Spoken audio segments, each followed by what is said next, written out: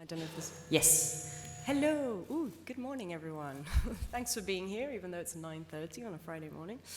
My name's Pam Bartlett-Quintanilla. I work with the Greens IFA group in the European Parliament on transparency and democracy issues. And we've organized this session today basically because we want to discuss with you how you think public bodies and politicians, and especially those of us who are working in the European Parliament, how can we help to support independent investigative journalism? For those of you who aren't familiar with the Greens IFA group, we are basically a coalition of 52 elected members of the European Parliament from 19 different countries. And we work inside the EU institutions to defend fair trade, tax justice, a good and healthy food system, environmental protection, of course, fundamental rights, and transparency and democracy, amongst a million other things. So, of course, it goes without saying that media freedom and freedom of expression are fundamental for the proper functioning of any democracy. But as you know, these are rights that can't be taken for granted, and they're rights that we always need to continue to fight for. Especially in these sensitive times where the pressure on media outlets and on individual journalists in particular is growing more and more acute and is coming from all angles, I think. So basically we organize this session because we want to hear from you what you think the best solutions could be to tackle this issue. So without further ado, I'd like to introduce our panelists. To my right, we have Alexandra Borja. She's the Director of Strategic Development at the Reuters Institute for the Study of Journalism at the University of Oxford. Prior to this, she was Managing Editor of Süddeutsche Zeitung. I hope I pronounced that okay. And she was also founding editor of Süddeutsches Plan W, which is an award-winning quarterly magazine for women and business. In her reporting, she's focused on internet and democracy and also on the future of work. She serves as Vice Chair of the Council of Europe Committee of Experts on Quality Journalism in the Digital Age. Further to my right, I have Drew Sullivan, who co-founded and served as the first director of the Organized Crime and Corruption Reporting Program, which is basically a global network of 40 investigative reporting organizations. Drew also founded the Journalism Development Network, which is an innovative media development organization with programs worldwide. As a journalist, he's won many awards for his work, and this includes leading a team of reporters looking at corruption by the Bosnian Prime Minister, which actually led to his eventual indictment and resignation. To my left, you'll find Julia Reda. My left, sorry, she's part of the German Pirate Party and is currently a member of the European Parliament in the Greens IFA group.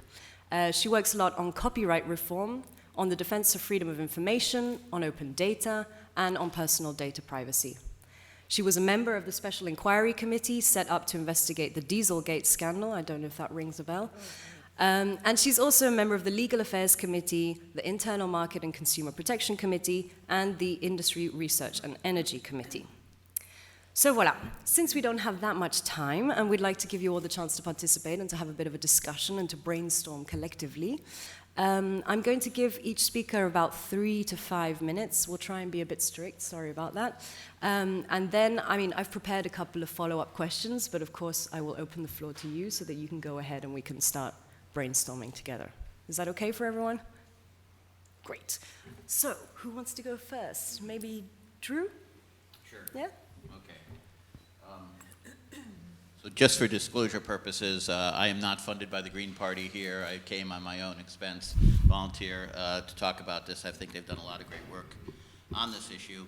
And, you know, the role of government in media is a long one. I mean, if you think about it, they've been funding media to a great extent for a long, long time, starting with the BBC and, you know, national television stations and things like that. In a lot of non-democratic countries, including some European ones, there is a tremendous amount of money that is poured into media. Hungary spends over $1 billion on media itself, you know, and so this is something that has been going on and will continue to go on. The question is how to do this fairly and how to do this in a way that's not going to cause problems for the integrity of the journalists. You know, investigative reporting itself is a public good. Surveys have showed that it returns $100 for every dollar invested in investigative reporting. OCCRP, not counting the public good, just in terms of money, our stories have caused, in terms of seizures, in terms of fines against bad actors, has returned 57,000% on the money. We've seen over $5.7 billion seized because of our stories. So it's a no-brainer. It's a really important public good. And the problem now is there really isn't anybody funding it. The advertising is dropping off. Large companies like Google and Facebook have been pulling money out of journalism rather than putting it in. It's the old thing, you pull a bunch of money out and then you put a couple million back in to make everybody happy. This is a serious problem. The industry of investigative reporting and journalism itself is kind of dead. And so, how do you get that public good? And of course, we're all working on various new models and everything, but government plays a role in this. The problem is how do you determine what good media is? If you go to Orban's government in Hungary, they're going to tell you it's one thing. If you go to Moscow, they'll tell you another. If you go to Paris, they'll tell you another.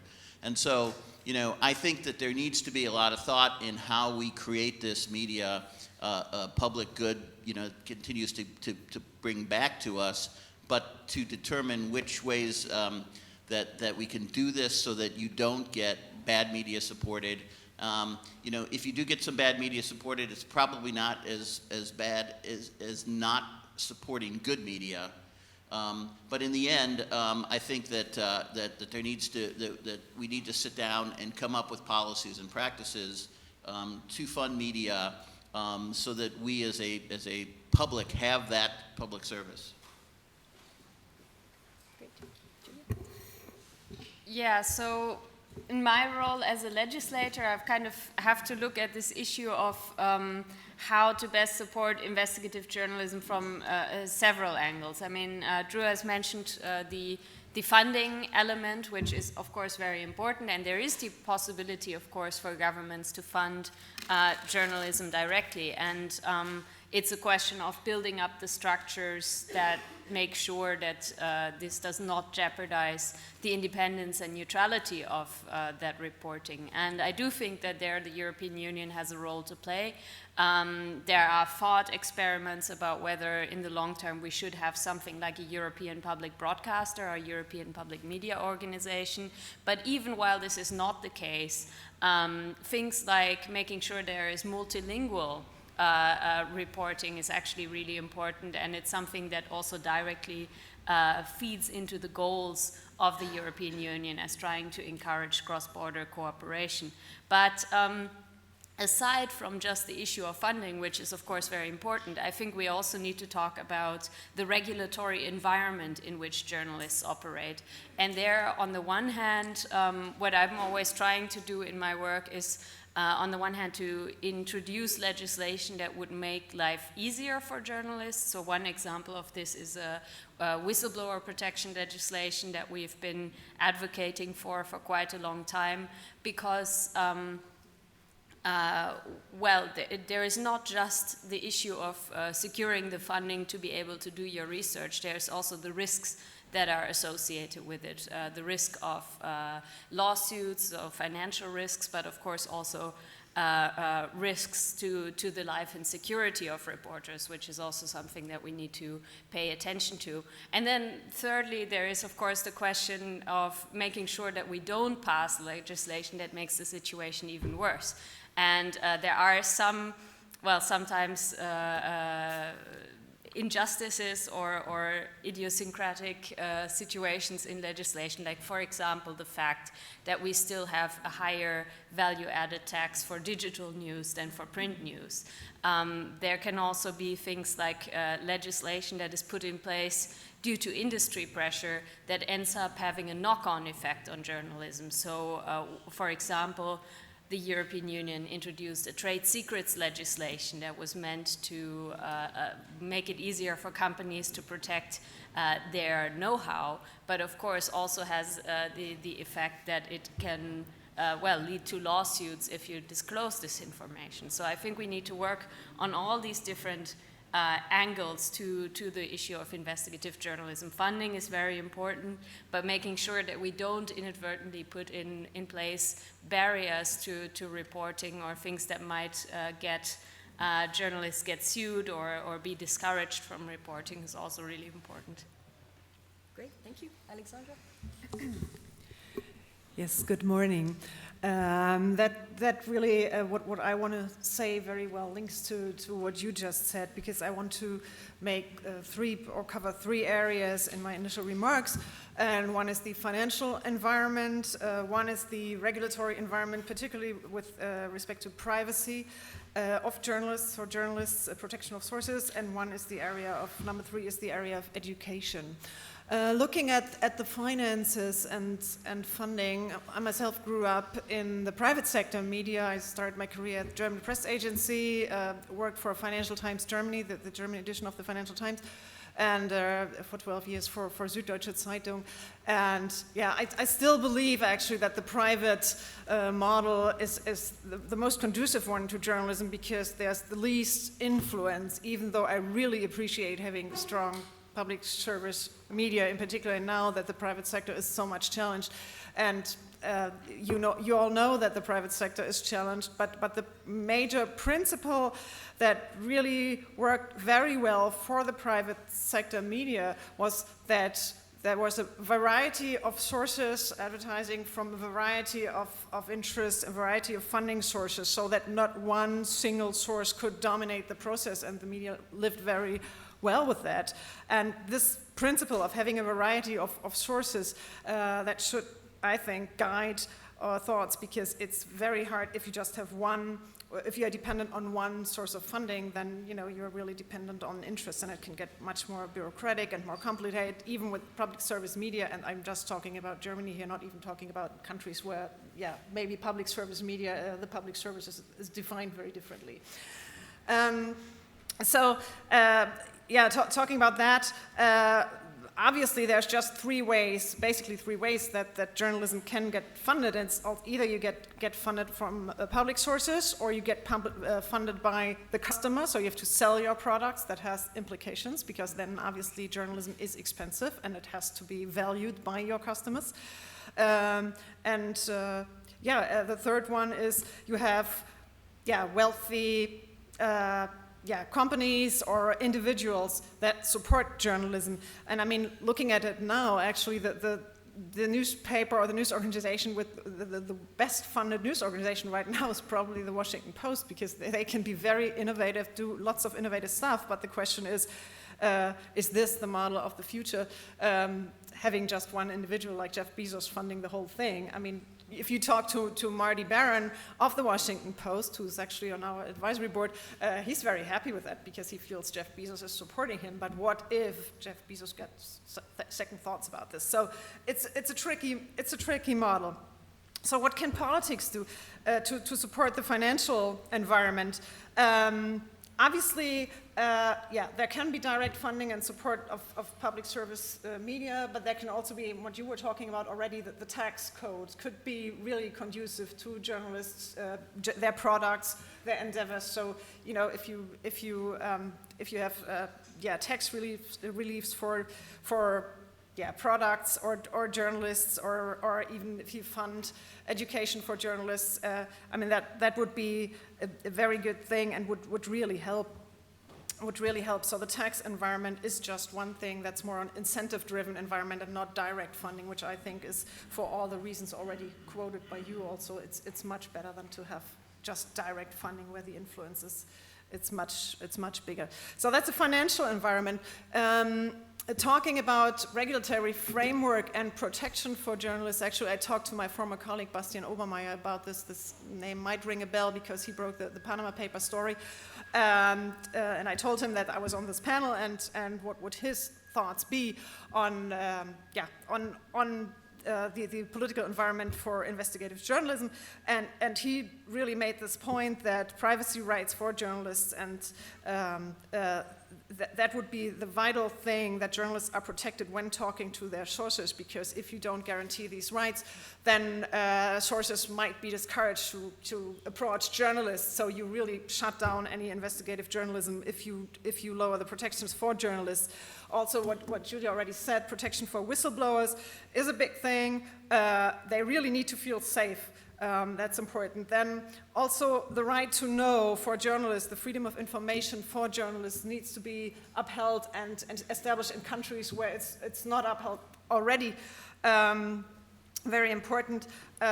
Also, journalists always run the risks of getting sued, and actually in an environment that gets much more litigious, where lots of law firms are specializing on really suing newspapers or media organizations. That's a really tough thing, and they can sue you into bankruptcy. I mean, that's really a problem they are facing, and that's a big risk investigative journalists are facing with all their endeavors. Is there something maybe not, that makes them vulnerable for lawsuits? So there's some protection that can sue media companies into bankruptcy, because it's also a very big risk for investigative journalists, to endanger all the jobs for their colleagues because they make a mistake or whatever, something happens, and everybody makes mistakes. That's a privacy or regulatory framework, and the last point is very brief, very short. Actually, what governments can do or politics can do is really support the education of journalists, and I think this is vital, because every journalist needs to be educated very well to do investigations, about their rights, about techniques, trainings, whatever. And if you educate journalists and really try to grow a new generation of investigative journalists who are equipped with all these skills, that's something that governments or politics can really do to support this education, because having good journalists really will lead to good journalism. Thank you. Great. So I don't know if anyone already has a question, maybe to let you get warmed up and think about it. I'll throw one towards Drew. We've heard a lot of different issues that are being faced. I mean, from risks of litigation to problems with funding. When you try and do your investigations into corrupt organizations, what are the pressures that you most often face, or what makes life difficult for you, basically? Right. Well, the one that's foremost in my mind is safety right now. It's a huge issue. The recent deaths of 2 European reporters. The second one, Jan Kuciak, was working with us at the time of his death. The way that this will play out is that essentially the Slovak government will drag their feet. There'll never be charges filed against the people who ordered the hit. There probably will never be an investigation into the people. 90% of all journalism murders are unsolved, because they often journalists are working at that nexus of crime and government, which is the most dangerous place to be. And so consequently, the system we have for looking at these cases doesn't work, because it's going to be investigated by Slovak authorities, who are probably connected to the people that are involved. And so consequently, there really needs to be a rethinking of this whole process, and we've suggested having an independent body oversee every single murder of a reporter, to at least say, hey, this was a good investigation or this was a poor investigation.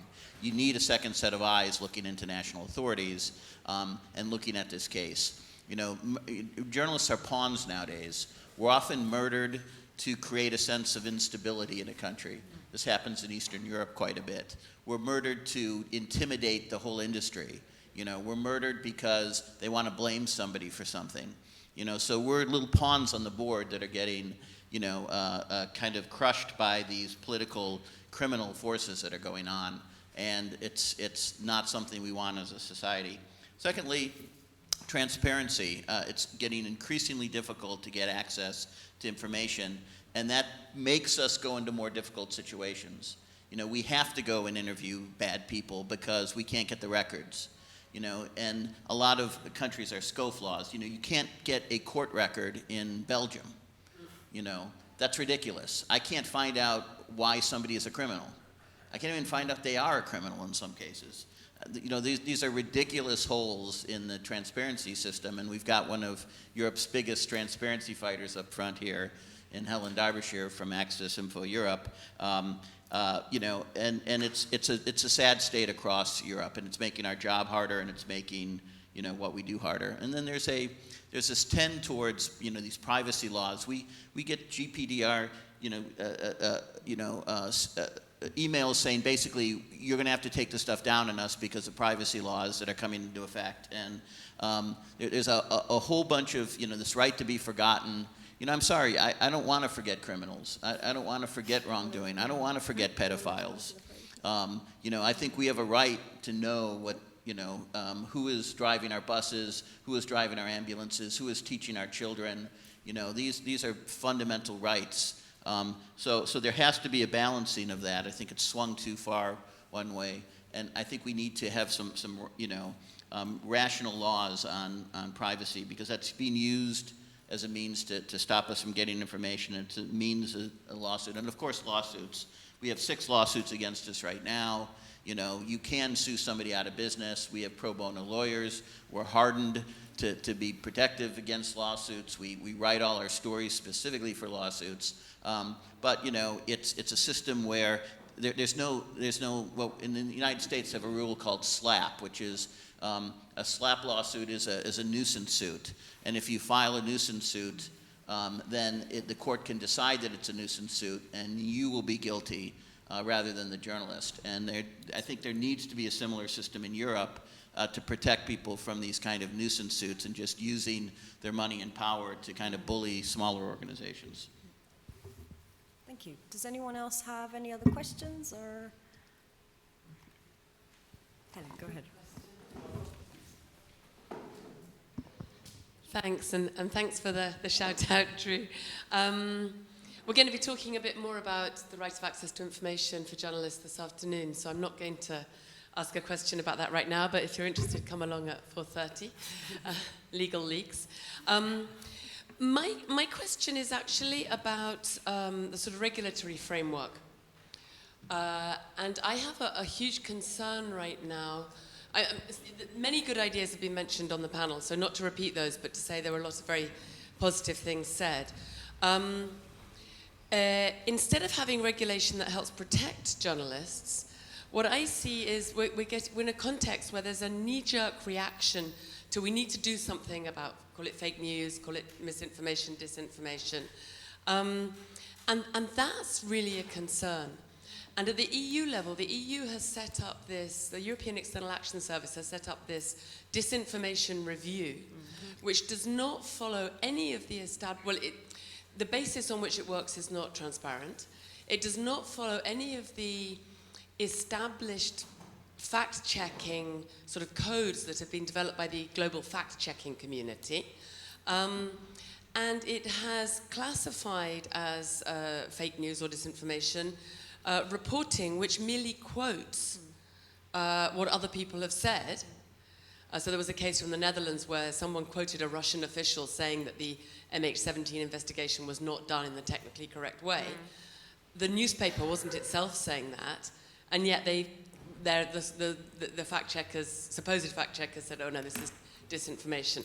And I wonder what we can do to stop that kind of bad regulation, whilst at the same time ensuring that we've got the right kind of regulatory framework that protects journalists. Thanks. If I may respond to that, I think this is a huge challenge, because in politics we always have hype topics, and then if you propose something and you can argue that it's a measure against fake news, it's almost guaranteed to go through, whether it makes sense or not. And what I see in the European Commission approach to fake news is that they treat it as if it were an issue of illegal content. That, you know, we just need to eradicate lies from the internet, which is obviously absurd. And I think the main reason for that is because it serves other policy goals. So the European Commission has an interest in making platforms remove all kinds of actually illegal content, things like terrorist propaganda, but also things like hate speech or even copyright infringement. And then it's great for them to have this additional topic that is very popular right now and lump it in there, even though it doesn't belong there.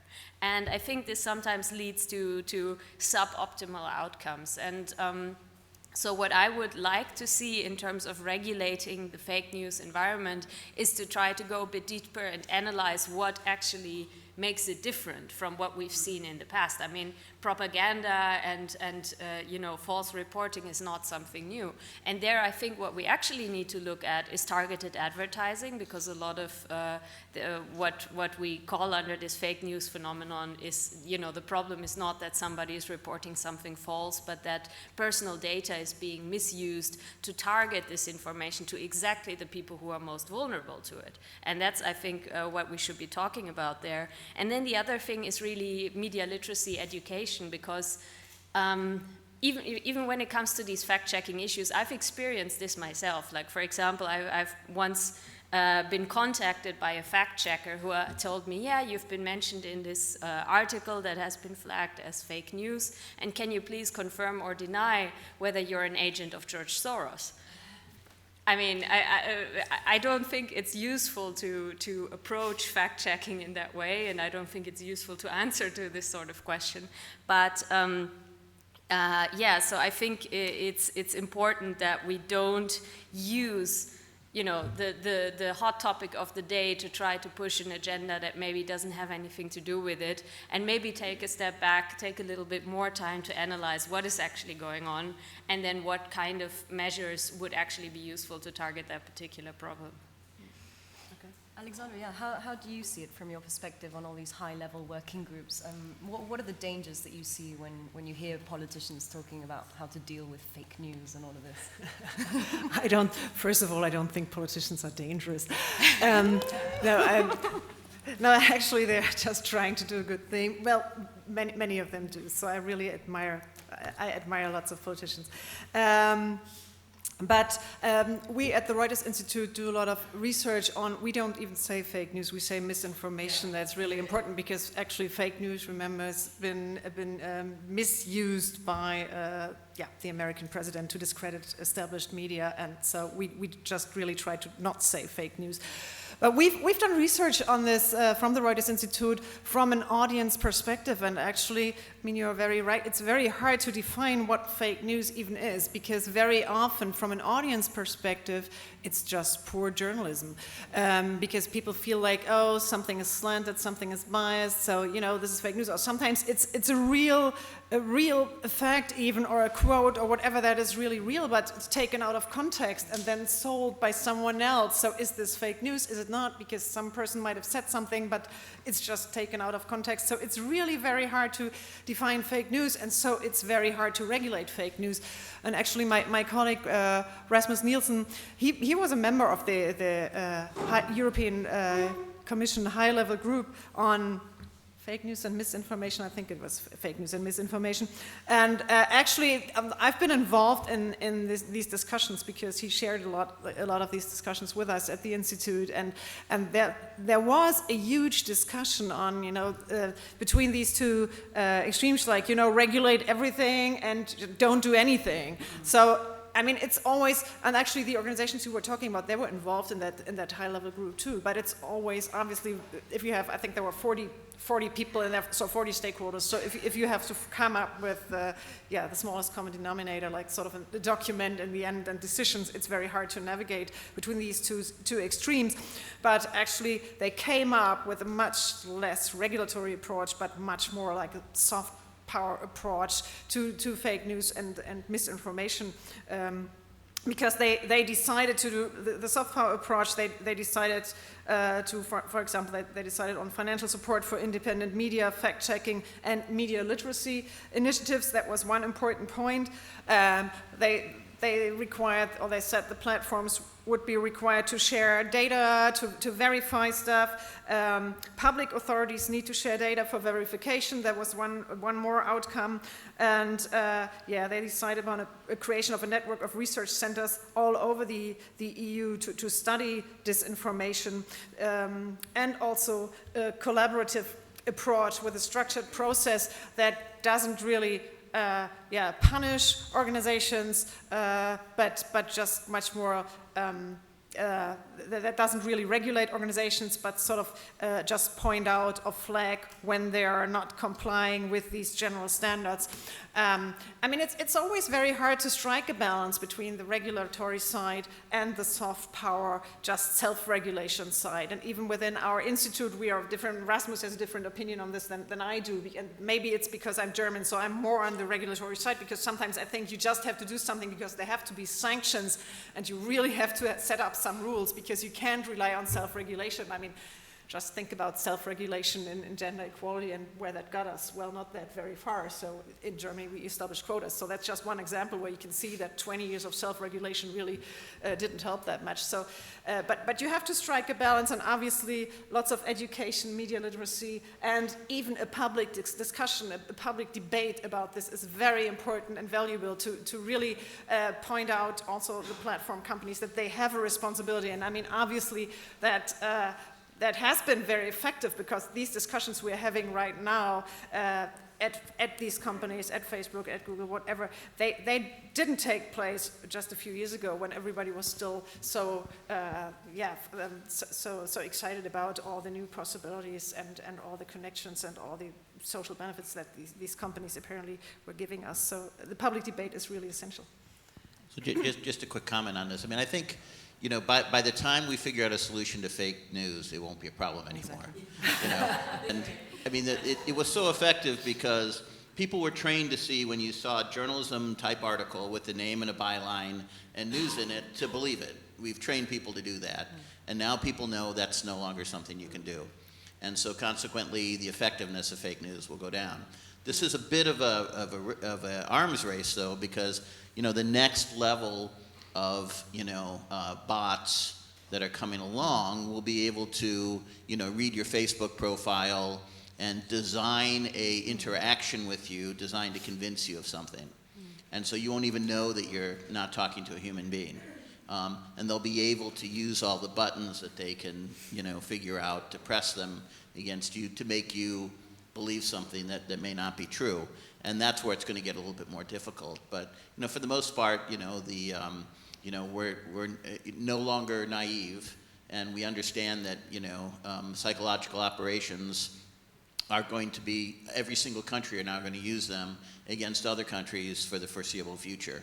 You know, when fake news is disconnected to its source, it's much harder to track when it shows up as a Facebook posting, which you can put those kind of pressures on Facebook and Google to stop that.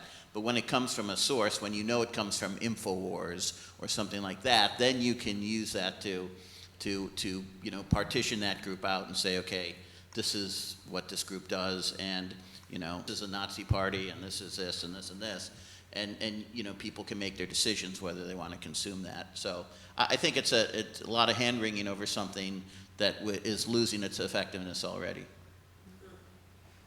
Does anyone else have any comments on fake news? I was wondering how long we were going to be able to last without saying that. About half an hour, which is all right. The solution to fake news is good news. I mean, that's, you know, you just have good, strong news, and fake news is not a problem, and you have credible sources of information that people learn. And it's difficult in the internet because credible sources get lost in this whole internet, but, you know, that's the other part of empowering, you know, media, good media, and funding them well, and creating a good support structure for them, because then it helps distinguish them from the bad media. Yeah, I mean, we've come full circle here, because actually the financial environment for journalism is important, and this whole misinformation debate, I hate to say it, is obviously the big brands, the big media brands are profiting from it, because, I mean, if you have trusted brands and you can invest a lot in your brands and in your trust, I mean, people will get educated and get trained to rely on big brands, and it really will be much harder for smaller brands. So that's really a big challenge, and I forgot to say that before in my initial remarks, because I really meant to make this point. What's really tough is the support of local journalism and all these small organizations, and that's really important to encourage investigations even at the local level, because the big brands will actually profit from the fake news debate. I mean, they also profited from the Trump bump. We saw that at the Institute, that actually in the US, the Washington Post and New York Times really won tons of subscribers because they felt they now needed to support quality journalism. But what is with all the medium-sized newspapers? I mean, just from the US, you just recently, Denver Post, or there were several cases of respected newspapers that were facing another rounds and rounds of layoffs. So the smaller the brand, the harder it will get. So actually solutions for local journalism are really very important to develop also on the political level. Yeah, I think you raise an important point there about media pluralism, because what we don't talk about in this whole debate around social media is that empirically, actually, this whole idea of a filter bubble doesn't really hold up. That generally, if people are subjected to more diverse sources of information, they are better informed. And, you know, it's always nice to, you know, complain about the young people who only read news on Facebook and stuff like that. But if you actually compare what it does to you if you are only reading one newspaper that you've been subscribed to for 20 years, as compared to reading lots of articles from different news sources, the new model is actually better to have an informed public. Of course, we need to work out the details of how to make sure that this new system is sustainable, because of course it's also a lot easier to finance a newspaper if you have a stable readership base that you can count on coming back every month. But I think generally it's a really good development that people have access to diverse news sources and kind of can put together their own news package. And that doesn't mean that they will only read things that will support their preconceived notions. And when we see lobbyism in this area of news reporting, there is a tendency to believe that whatever the biggest brands say is what is best for journalism and what is best for media pluralism. And we're seeing this especially in the copyright debate, where we have this big a big rift between the very largest publishers who are pushing for this new neighboring right for press publishers that would basically make it more difficult to link to individual news articles on social media and so on, as opposed to going directly to the home page. And of course, that is good for very large brands because they have brand recognition. People will go to their website directly. But it's a catastrophe for local newspapers or for specialized newspapers who often get up to 3/4 of their viewers through so-called referral traffic, so people clicking on links. And they are absolutely dependent on this environment of having social media, having search engines, having individual websites where people can find their content. And I'm going to talk a bit more about this subject on Saturday at 5, so if you want to know more about that and what is going on in the copyright reform, I think there I can go into a lot more detail on this subject. But I would just be very careful if somebody is saying, we want this change in the legislation either to fight fake news or to increase media pluralism, because quite often, you know, the biggest brands don't have a particular interest in increasing media pluralism. On the contrary, quite often it's, well, better for them to kind of pull up the ladder behind them and make sure that their business model is supported. Which kind of brings us to the issue of maybe this fierce competition that exists between journalists and between different media outlets, where everyone's trying to grow, or where, you know, journalists are pressured to kind of deliver content that can be clicked on and sold really, really quickly. Drew, have you ever been in a situation like this, or maybe to put the question the other way, in your years of really exposing public interest stories, how have you survived? That's a good question. We've survived, and actually, you know, we've thrived. You know, I think, you know, we're moving out into a time of new models that will completely kind of change the whole media landscape. And we, at OCCRP, we're designing ourselves for what we call the journalism commons. The journalism commons will be where we will reside in a place with the public, interacting with the public, in a much more intense way, and we're designing the software and we're designing the organization to be that way. So that I don't think the model, we've kind of reached peak advertising.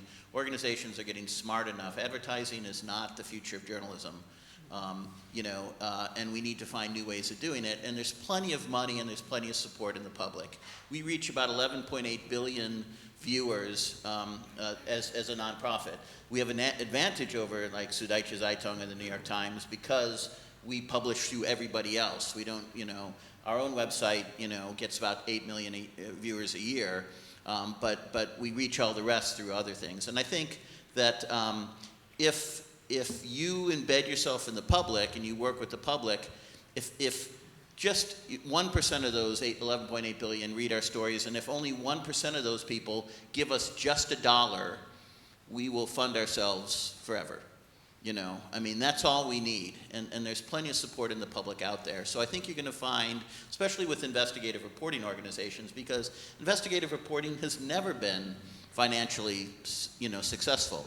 It's a loss leader for most newspapers. They lose money on it. They make money, overall. It's kind of a, it's their elite little package to say, hey, look, we're great journalists. But there's only 5 or 6 investigative reporters in most large newspapers. I've got over 160 investigative reporters. I got 21 investigative editors. I'm the largest investigative reporting organization on earth. Nobody's heard of us in this room probably before today, but we've broken a number of very large stories, but you read them in The Guardian, and you read them in Süddeutsche Zeitung, and you read them in other places.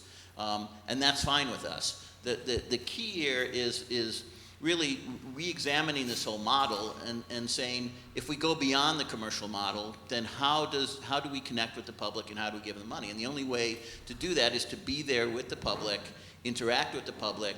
We're looking at designing, we have a program called Bots for Good, where we're designing bots that will go out to the public and say, hey, we're looking for information on this. Can you connect us to people who know this? Can you help us find the information?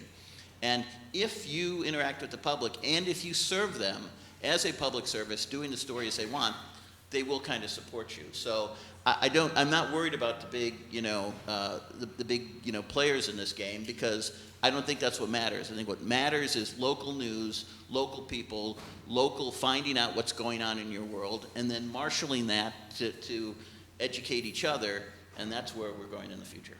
So basically, you are a not-for-profit organization who doesn't sell any of your content. You give it all away for free. Yep. And basically, your funding model is reliant on donations from citizens. But do you also get government funding? And if so, what checks or what firewalls are put in place to make sure that that funding doesn't affect the way you do your work?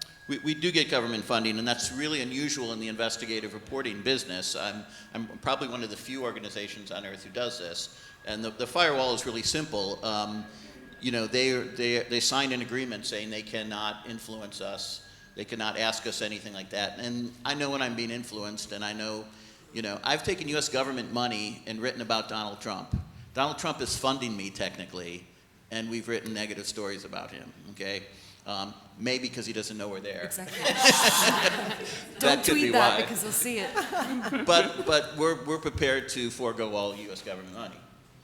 We're also funded by the Swiss government, by the UK government, by the Argentine government, by the Australian government. So if you get a basket of funds, and we've got institutional donor support, we get money from Google, we get money from Omidyar Network, we get money from Open Society Foundation. So but the goal is to get rid of all of those monies. They've been very good monies. Nobody has ever asked us to do anything. But the goal is really that the money is with the public, and we just have to do a better job of connecting ourselves to the public, and that's what we're working on over the next 5 years. So. Yeah, since you just did all the stuff advertising now, the biggest investigative newsroom, I want to challenge this a little bit, and I want to talk about, make a point that's maybe not hugely popular, but I mean the sad thing is really that we have to always single out investigative journalism and talk about investigative journalism, because when I started out as a journalist, I mean, actually the conception was that every journalist should be sort of an investigative journalist, because this is what journalism used to be about: investigating stories, investigating, holding power to account, and finding out stuff that other people didn't know. The fact that now everybody's building up investigative departments and investigative journalism just tells us that actually this is a skill that got lost on the way, because we had this development of so much copy and paste journalism in newsrooms all over, where there were just people hired to just sit at the desks all day and copy and paste stuff that was really, that clicked well on other screens. So lots of journalists today are just not even used to, picking up a phone, talking to people, finding sources, whatever. So now this whole trend goes back to, look at investigative journalism and singling out investigative journalists as really something important, whereas while I think that actually this is the original mission of journalists, being investigative, and that's why I made my initial point about education of journalists, that it's so important to really go back to the roots and tell journalists this is what you are there for, not to just increase clicks and do stuff that runs well on your website because it ran well on somebody else's, but just really get the stories. And yeah, you said that what did you say? The solution to the fake news problem is good news. So yeah, make journalism great again with just really do great investigations. That's just really the point. But may I ask though, is it really realistic to tell a journalist who has to report about the news of the day to be investigative? I understand kind of the difference being how much time you spend, how deep you go, and is that really possible if your requirement is, something is happening at 8 o'clock in the morning and it has to be online at 10? Sure. There are different roles in newsrooms, obviously, but this is also something that these roles are not fixed. In Germany, actually, in German newsrooms, these roles are much more fluid than in other countries where you just have reporters here on one side and editors on the other. Right. Actually, in Germany, there's a lot of interchange, and we could debate about if this is always a good thing. But it's very nuanced. You're not only an investigative journalist if you engage in like a Panama Papers type project that takes you a year and where you analyze, so many zillions of data bytes, whatever. But you're also, finding out something that nobody has found out before is also something that's sort of investigative in a way. So you don't, to build up this big thing like investigative journalism that also discourages journalists, regular journalists, they feel like, oh, this is something I can't do, I'm not like a hacker, or I'm not I'm not that brilliant, I can't really meet in a parking lot with some anonymous sources.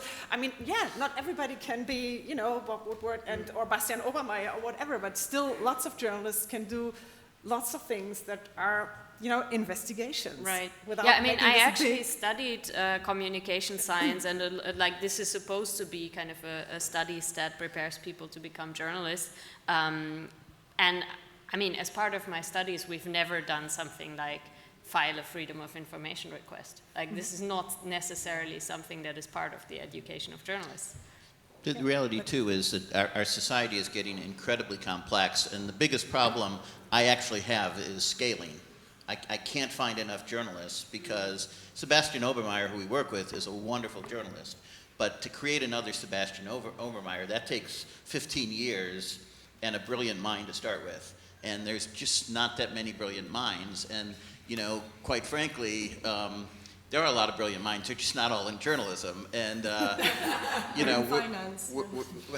we're bringing in, we use a lot of programmers. Our programmers now are getting into investigative reporting, and they love it, and they're working on tools to, to find the stories so that maybe a lesser journalist who doesn't have the skills to do the really deep, journalism, when you get into corruption, it's about business. You have to be able to read a prospectus and understand a prospectus and get the information out of it and see that there's an offshore account here that leads to an offshore account here that leads to another offshore account here. And you need to keep that all in your mind, and we don't have the tools, and we're working on building the tools, but we're getting really far off the subject here, so I apologize. I'll finish up. But, we can design some of the tools to make everybody a better investigative reporter, but really great investigative reporters, I've got maybe 6 on my staff of 160.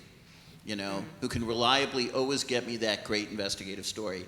They're really rare people, and they're really difficult to find, and they're really difficult to scale. So in a complex society, you need complex minds who are capable of complex work, and that really is an art form still. I think there is also a reaction. I mean, not all, you know, all lobbying forces, all stakeholders necessarily have an interest in there being a lot of good investigative journalists, and we're seeing this this tendency towards information control, especially coming from large corporations, and surely the protection of trade secrets is a big part of that. But another thing that is being discussed at European level at the moment is to have control over data sets, not in a privacy sense, but in this, often in a kind of intellectual property sense. Like, it has never been a problem to read something. You never needed permission to read something. But if you use a computer to read something, like for example, if you want to use automated processing to go through a huge data set like the Panama Papers, this is supposed to be a copyright infringement in the future, and you actually need permission from the rights holders of that information to process it automatically. Like, this is part of the European Commission copyright proposal.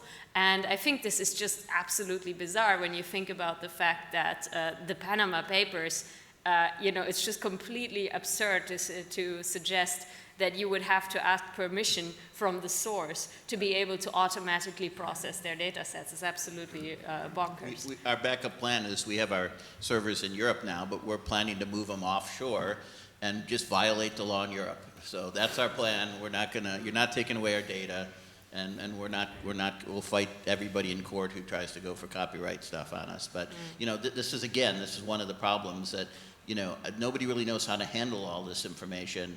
Nobody, and there's a lot of large vested interests who are trying to game the system and pass laws, you know, that will make this harder, because everybody's looking on how they're going to make some money out of everything. And you know, I don't think, you know, the European Parliament does not have a lot of experts in this, and a lot of people, maybe willfully or maybe just not willfully, don't understand some of these complex issues, and that makes it more frustrating sometimes to, you know, in dealing with policy issues when you're talking to members of Parliament.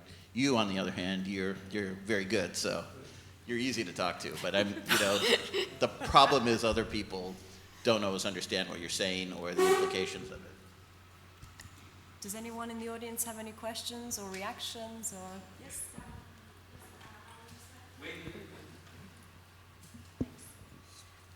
I would just like to come back about the regulatory issue that we talk about. As you know, there is a law that has been adopted at the European Parliament about the confidential business information. So you all said that you want to protect more journalism, and that's a good thing, but how can we do it as there is that kind of law in Europe? Right. So we voted against the Trade Secrets Directive, so we tried to prevent it from happening in the first place, but unfortunately we were not successful with that. So that means that now all European countries have to implement it into their national law. And like, for example, in Germany, where I'm from, the proposal for a national law has just been published. So it's kind of, now is the time to look at what this is going to look like in practice. And there are a few things to look out for. So, for example, there is an exception for whistleblower protection. And in the Parliament, when we worked on this, we made very sure that it shouldn't matter what the intention of the whistleblower is. What matters is this information that they are publishing in the public interest? Then the trade secrets protection should not apply. In the German proposal that we now have, it suddenly talks about the intention to work in the public interest. And I think this is something that really opens the door to strategic lawsuits against whistleblowers and trying to do character assassination in court and saying, well, the real reason why you published this is not the public interest, it was because you don't like your employer or whatever. And so I think it's really important to pay attention to that this is done right when it's done, when it's implemented into national law. The other thing is that the directive says that trade secrets should only be protected if a company has taken active steps to protect that information. So it shouldn't be the case, like, for example, you know, a mouse running through a restaurant shouldn't be a trade secret. Like, it's not something, you know, it's not know-how that the business is trying to protect from other people finding out. It's just information about something that, you know, where they have screwed up. So I think the Trade Secrets Directive is far from perfect, but at least we've tried to build in a few safeguards, and it's not automatic that every member state will really put them into their national law. So there we really need to be careful and make sure that all the safeguards that are built into the directive actually end up in the national implementation. And I mean, we really tried to campaign very hard to get the other groups in the European Parliament to realize that trade secrets was basically stifling freedom of expression and was going to screw everyone over. We were in the minority, but we managed to somehow embarrass the socialist group enough that they are now really on board with a whistleblower protection directive. So in their mind, you know, they have adopted trade secrets, and now they're trying to balance that out with a whistleblower protection directive, which possibly the Commission might already publish a proposal next week. Yeah. It's important, though, to know that trade secrets are not just a problem for whistleblowers. They're also a problem for journalists in their day-to-day lives. Like, for example, freedom of information requests have been rejected on the grounds that they would reveal confidential business information, for example, in public-private partnerships. And so what the directive does, it defines more things as trade secrets than it ever used to be in the past. And that is really a big problem for anybody who wants to get access to information, also from the government. Any other questions, reactions?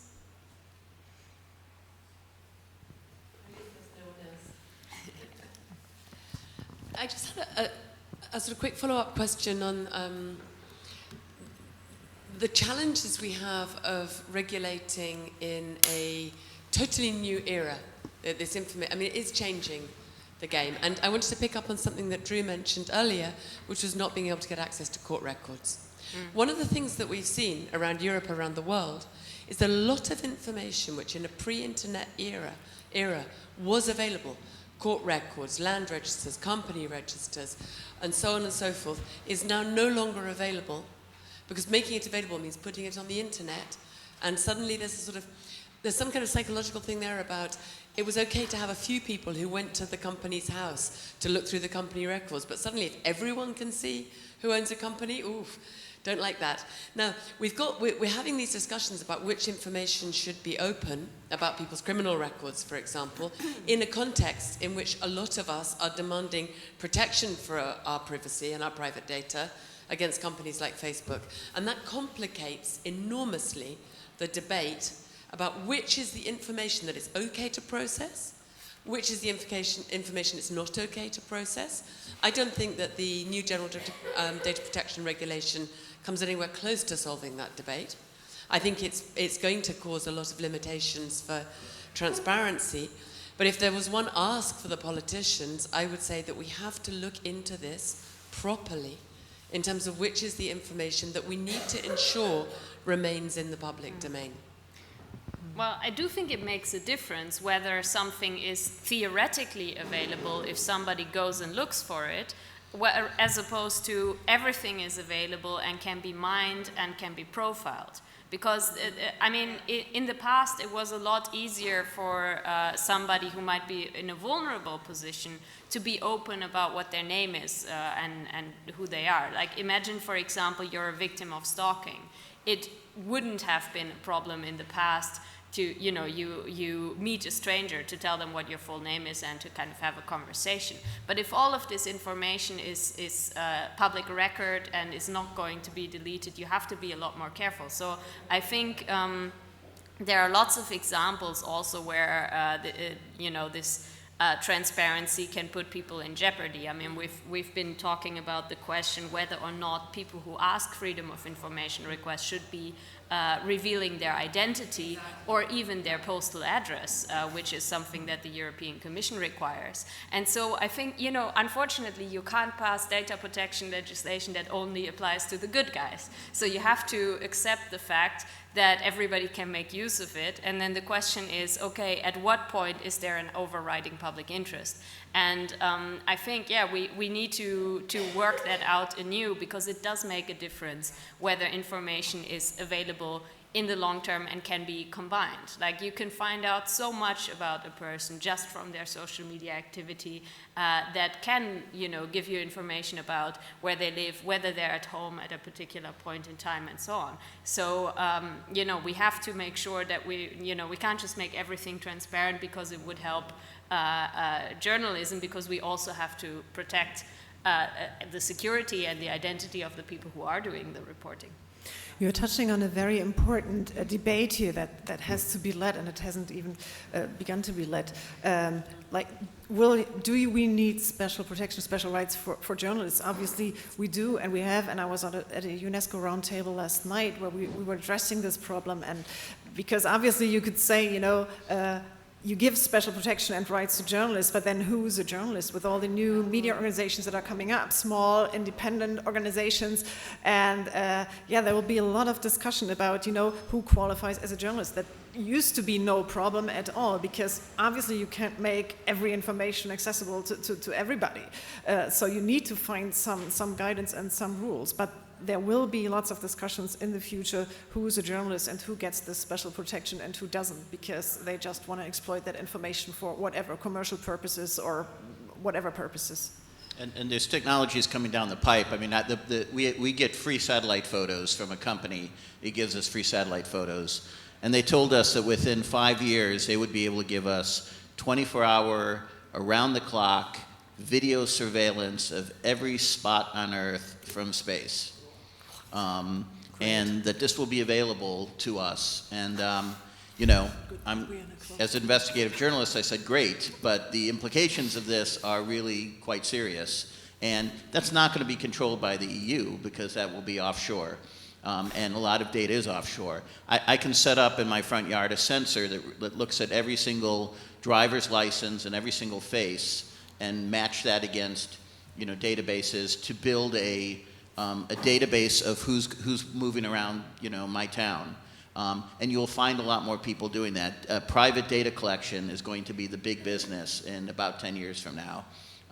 And there will be a whole bunch of information that's, you know, 4D printing is going to allow your sensor, your walls to become sensors and identify your unique body heat pattern, and so they can uniquely identify you and figure out what you're doing.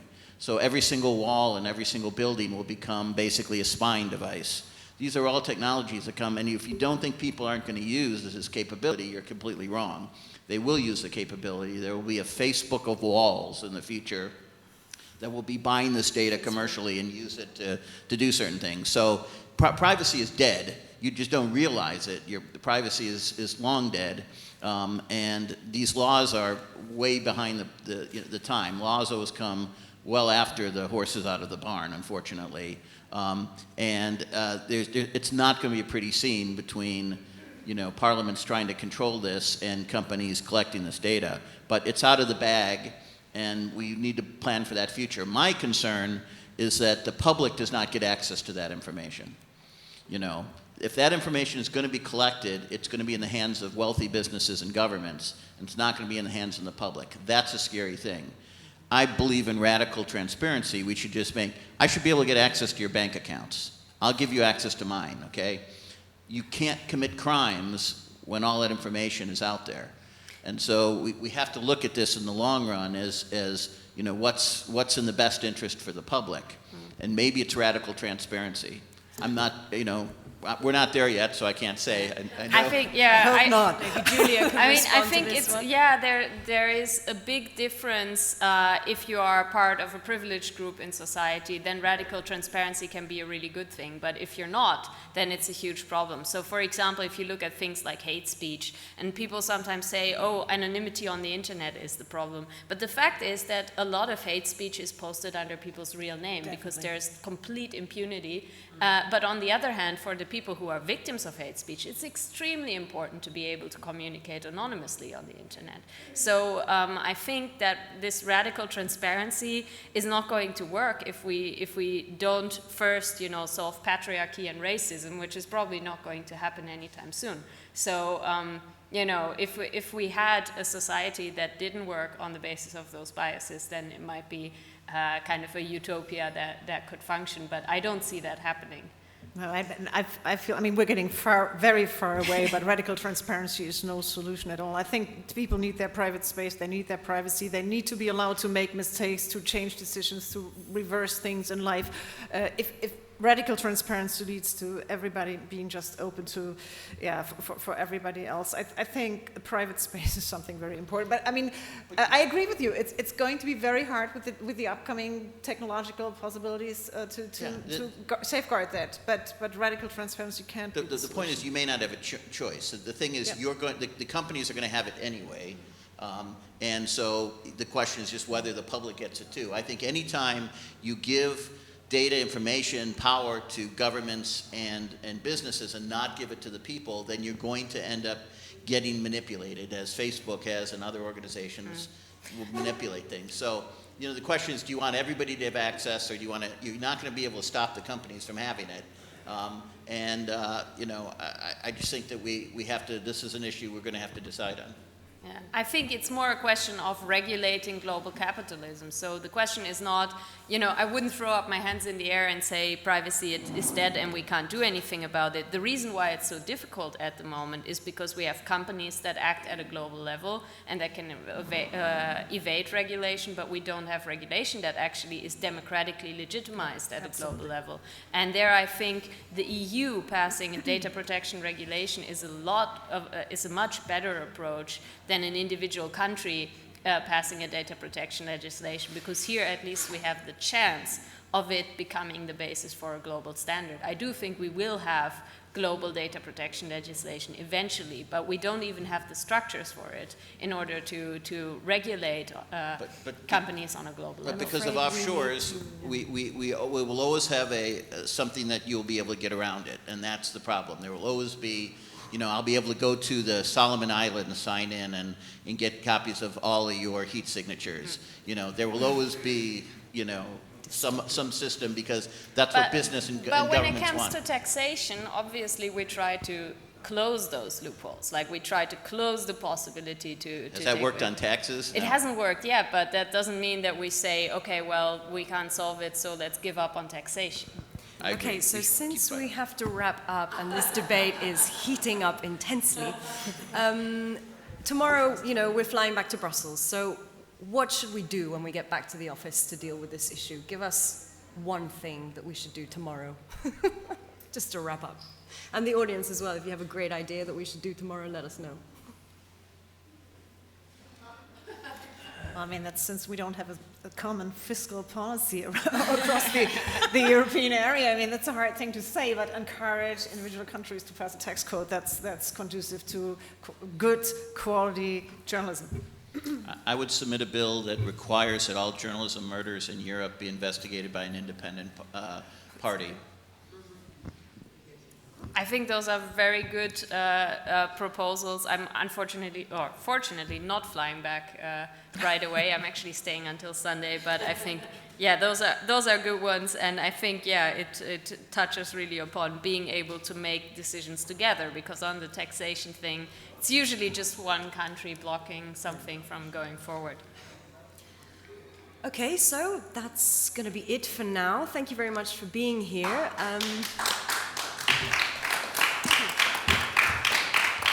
There's one message that I'd like you to take away with you, which is, you know, there are people in the European Parliament who care deeply about media freedom and pluralism issues, so please do reach out to us.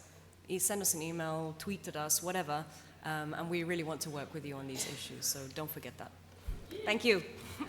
Thank you.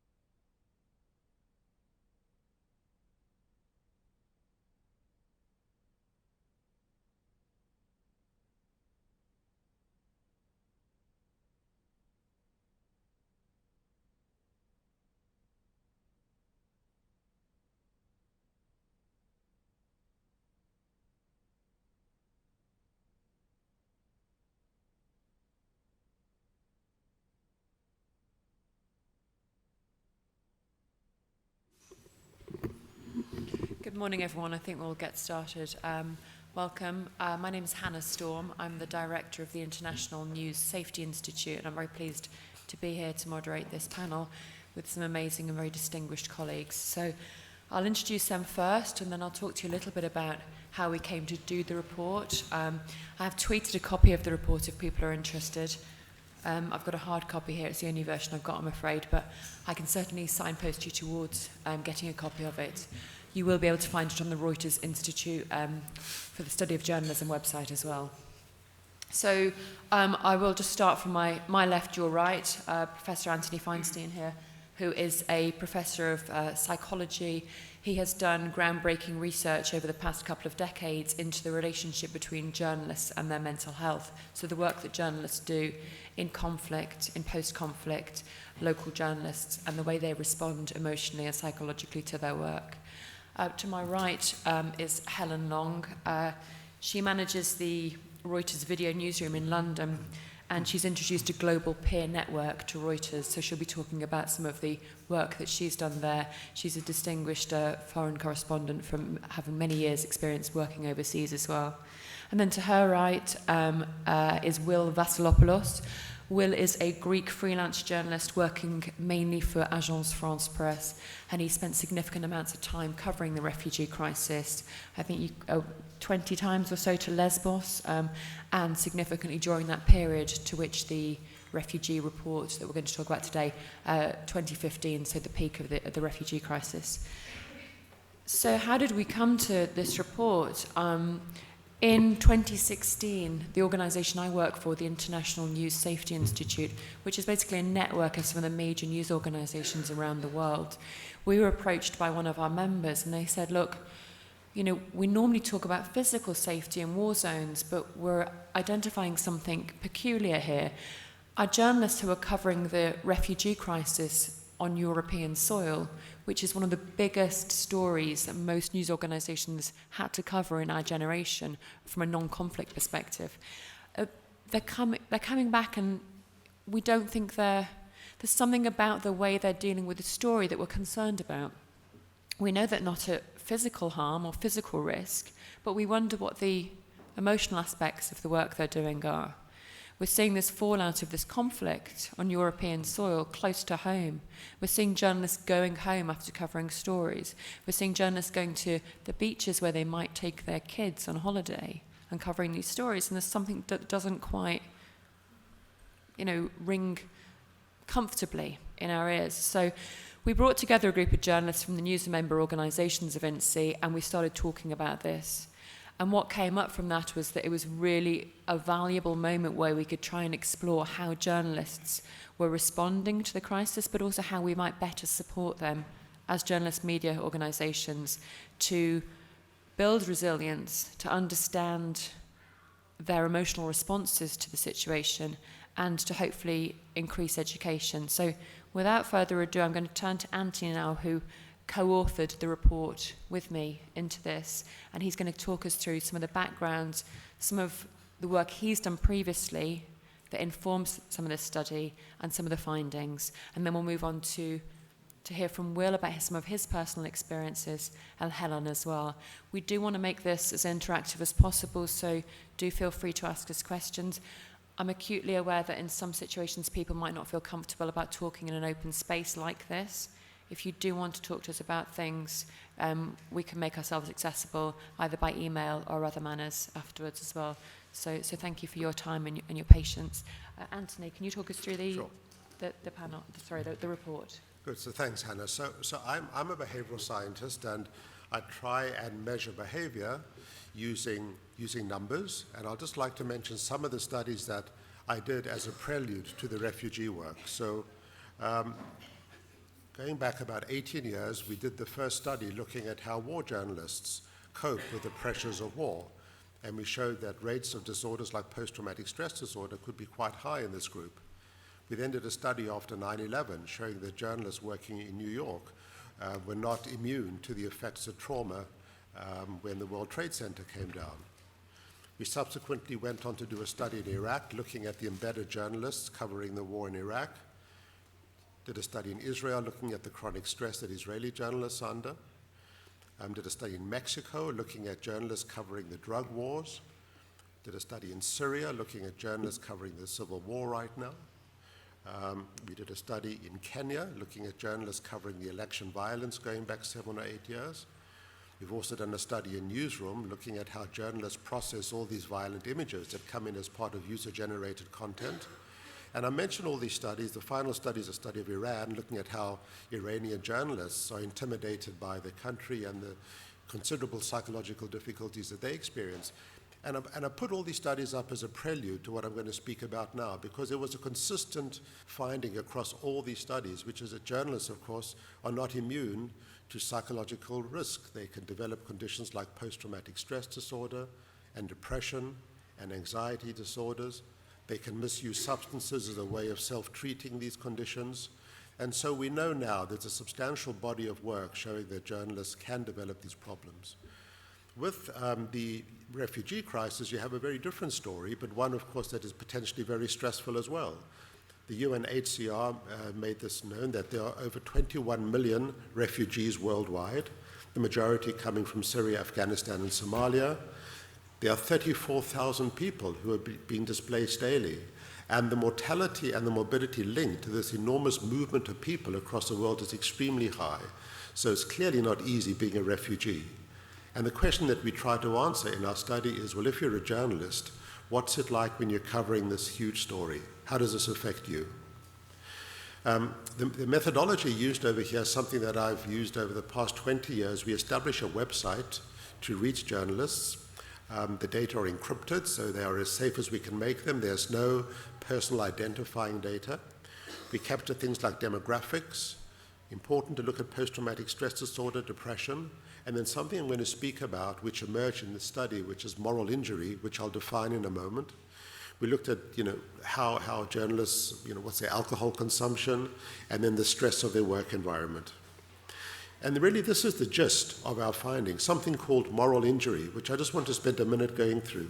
We define this as an injury done to a person's conscience or moral compass when that person perpetrates, witnesses, or fails to prevent acts that transgress their own moral or ethical values or codes of conduct. So just spend a moment looking at that definition, because this can arise as a result of something that you do, but it also might arise as something that you fail to do. So you look at someone else's action, which you see as morally wrong, but you don't do anything to correct it. And that can become the stress of moral injury as well. And while there's a fairly big literature now looking at things like post-traumatic stress disorder, etc., in journalists, no one has really looked at moral injury.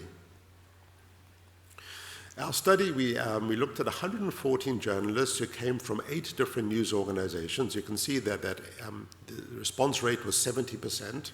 The majority were male, the majority were married. This is a highly educated group. Good education is protective in terms of one's mental health.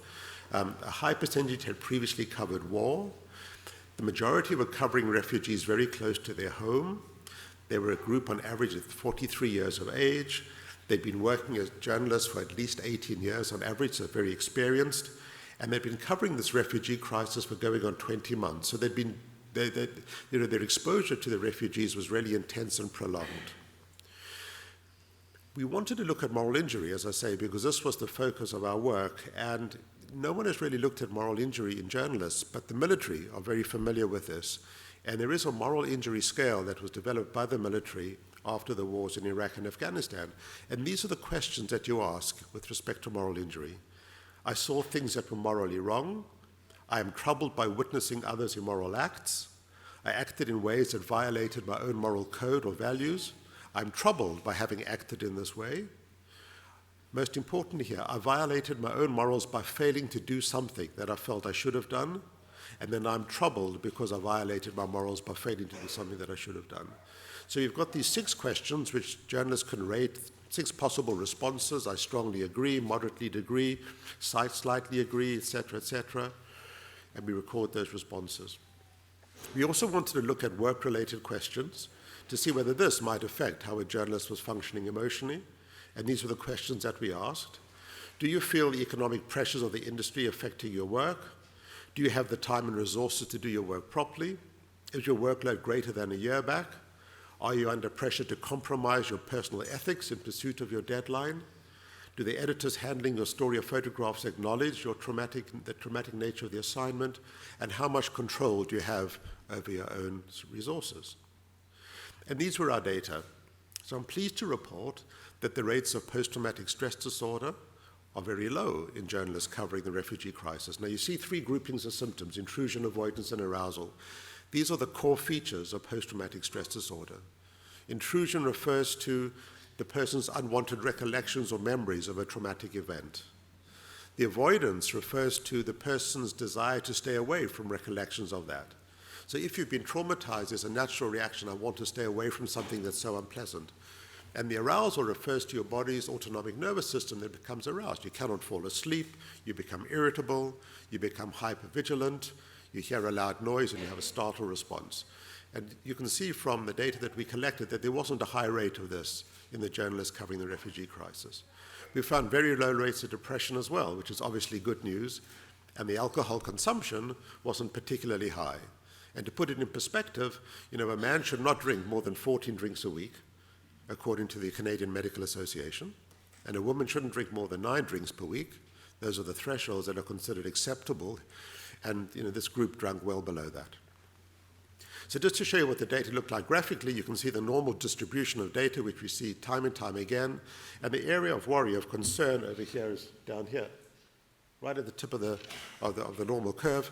There's going to be that small percentage of journalists who are not doing well with respect to PTSD and depression, but the numbers were low, to repeat. That's very important. We didn't see a lot of post-traumatic stress disorder. But now we come on to moral injury. And what did we see over here? So we showed that journalists with children were far more likely to endorse moral injury. Those with a higher workload in the past year, if they were working alone rather than with colleagues. Journalists who had not covered war previously were more likely to endorse violating their own moral code by failing to do something they felt they should have done. And most importantly, the journalists who said they were not receiving sufficient support from the news organizations were also more likely to endorse a sense of moral injury. And this is just to show you what they said. So the journalists covering this crisis, remember this is over 100 journalists, said, I saw things that were morally wrong. Absolutely, they strongly endorsed that. I'm troubled by having witnessed others' immoral acts. They agreed. I acted in ways that violated my own moral code or values. They agreed up to a point. I'm troubled by having done this. That was a problem as well.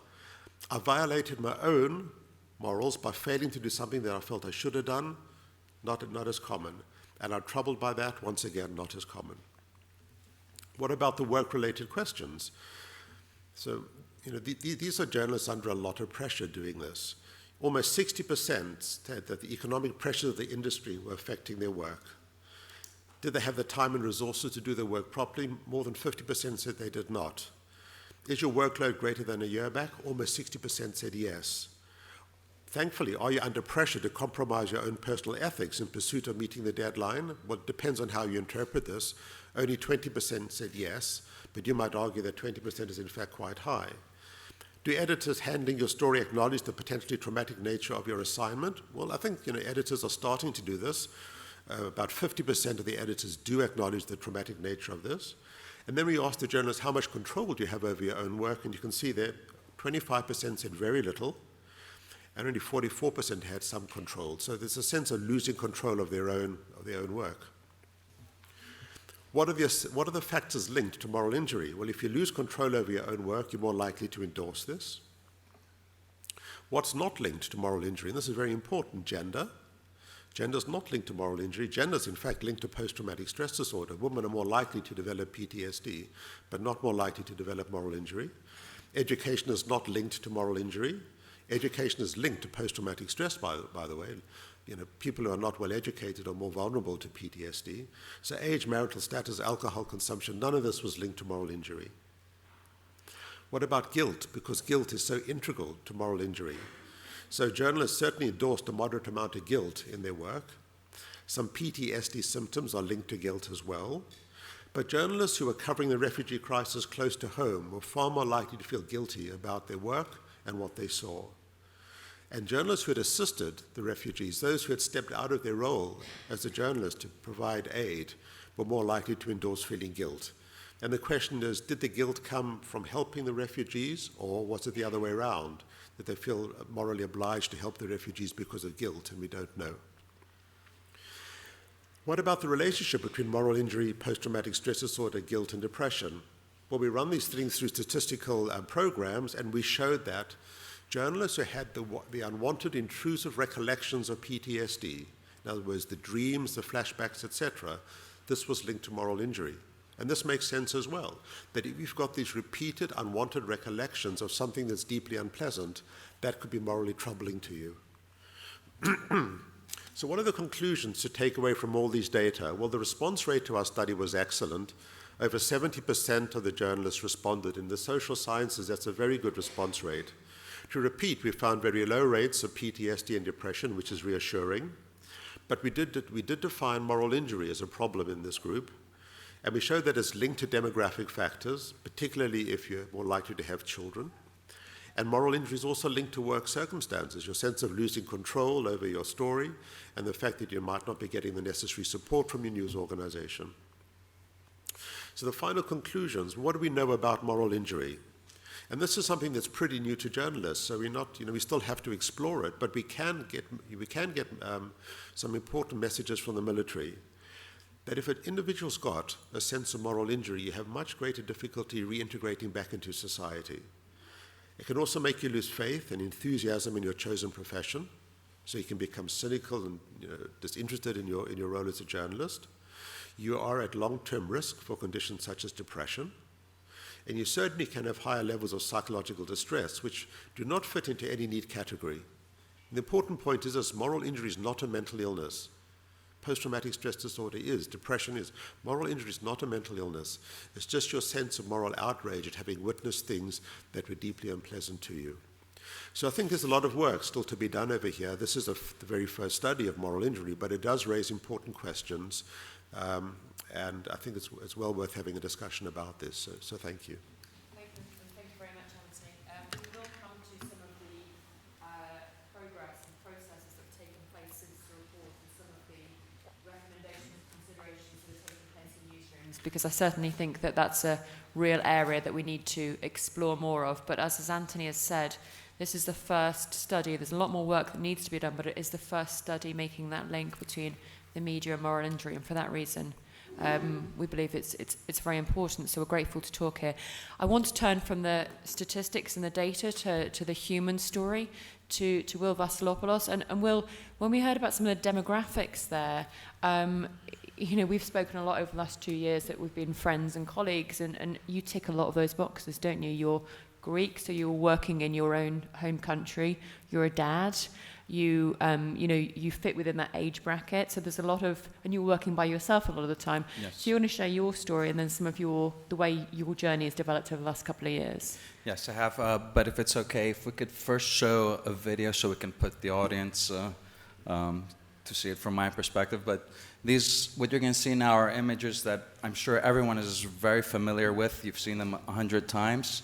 But I would like you to see it so much from my eyes, like from the eyes of a cameraman, of a video journalist, and not so much of the newsworthiness of the images, more of what it's like covering the sort of the refugee crisis for so many months.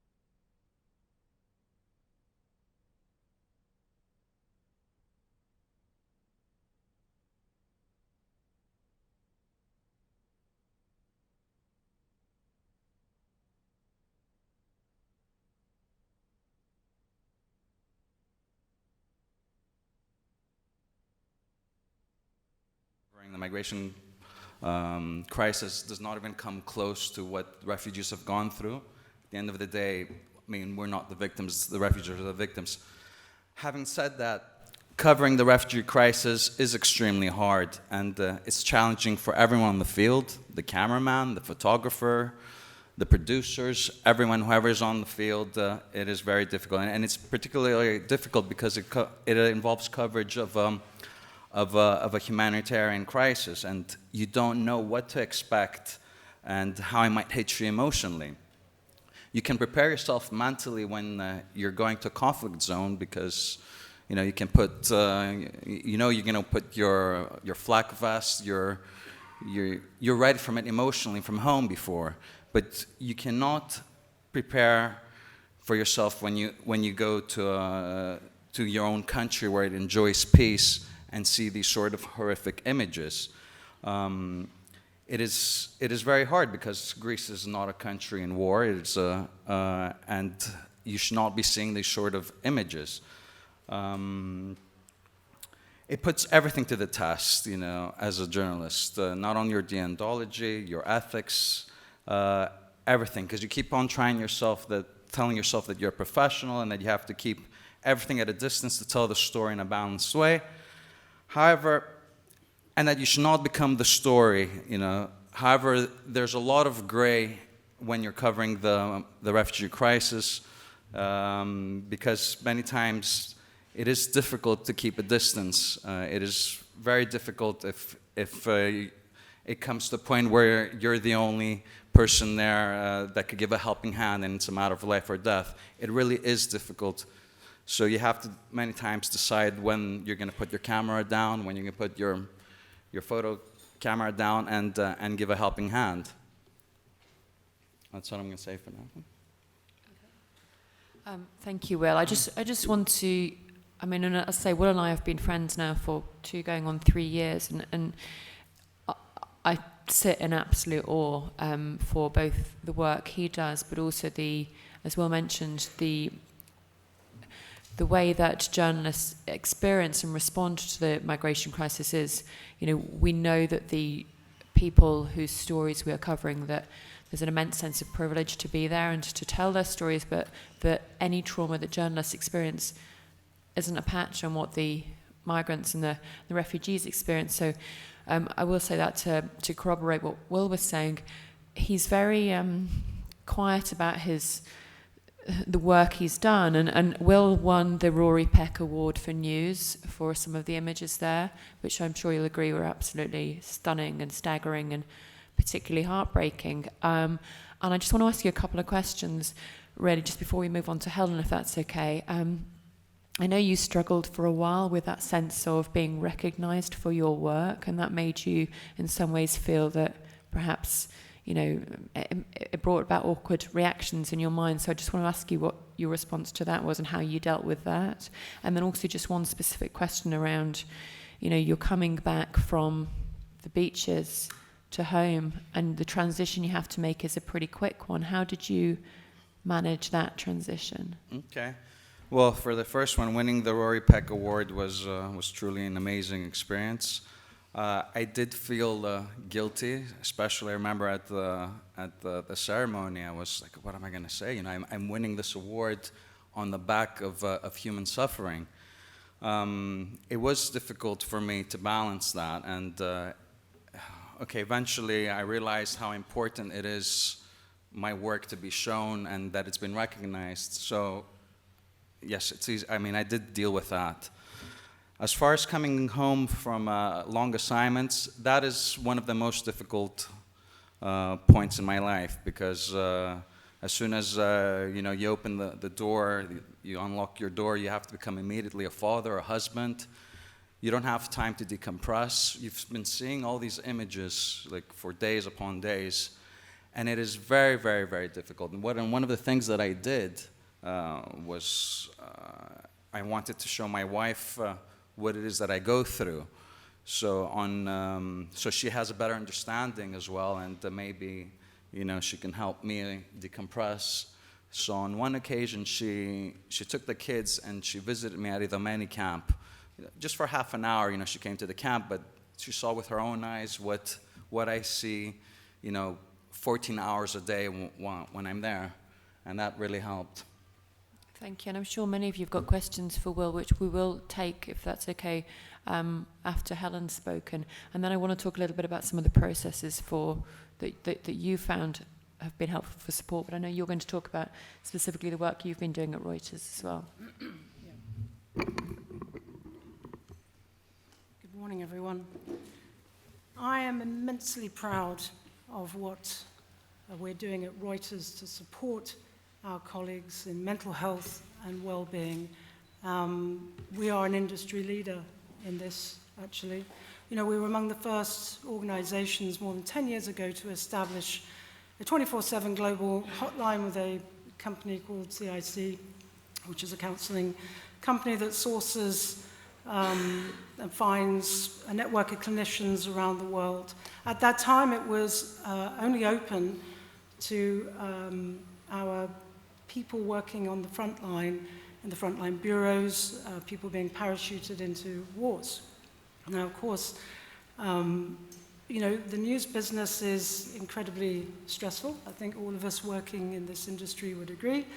And with each year, it becomes ever more so, in part driven by technology, the internet, which has transformed what we do, and then, of course, the news cycle itself. I mean, the international system is, it feels at times that it's breaking down, and that generates lots and lots of news. And for those of us working in this business, it generates an awful lot of stress, having to produce more and more, often with less time, fewer resources. That's not peculiar to Reuters. That is what the industry is going through and what it faces. So what we did a few years ago now, back in 2014, 2015, and this coincided with what we saw, and Anthony's done some work on this with UGC, which at that time was very much in its infancy. We set up a social media pilot desk. It was staffed by young freelancers fresh from college. Originally the idea was to find viral video. What we had in mind was the skateboarding squirrels. But that coincided with Islamic State's land grab across Syria and Iraq, and very quickly it was switched. Those guys were switched to looking, for that sort of UGC material. And at that point, none of us editors appreciated just the extent to which Islamic State, who, many of whom were millennials, had successfully weaponized that part of the internet. And so what these young guys, these young social media monitors was finding, was just the most horrific material possible, and it was having a really damaging effect. And so out of that, and seeing what was happening, the changes in the newsroom, we designed and established a global peer support network that was open to every single journalist, all 2,500 Reuters journalists, whether they were working stocks, commodities, or UGC monitors, or in the front line. And it was available to them. It was available to their family members. And it's also available to Reuters alumni and freelancers and contractors as well. And that, in itself is extraordinary when you think about it. Our peer network is quite different from other news organizations because we partner with CIC, this company that provides our global sort of trauma hotline and clinical support, in that they select volunteers, journalists. I am a peer supporter myself. We're now a sort of group of 37. We'll be adding to our numbers later this year, and we're established all around the world. So CIC, provides the training and, more crucially, the support, because I'm a journalist. I'm not like Anthony. I'm not a psychiatrist. I'm not a counselor. And it's really important when a colleague comes to me in a distressed state, and I feel, because of the training that, they need more than just to be able to vent, that they actually need some professional support, that I can hand them over to CIC. And that's really important. And it's important for me too that I, after every call that we take or person that we meet, that we log that with CIC. So there's a trained counsellor at the end of the phone, and then I can talk about that, because, it's really hard to hear, to hear some of the things that we hear and to witness our colleagues' distress. And that's what makes Reuters peer network unique, actually, in that we work hand in hand with a group of clinicians. And really, since we established this global network, it's really paved the way to what we are now seeing as a real cultural shift in newsrooms, and bureaus around the world. I also go out with CIC to some of our frontline bureaus where we hold stress and trauma workshops.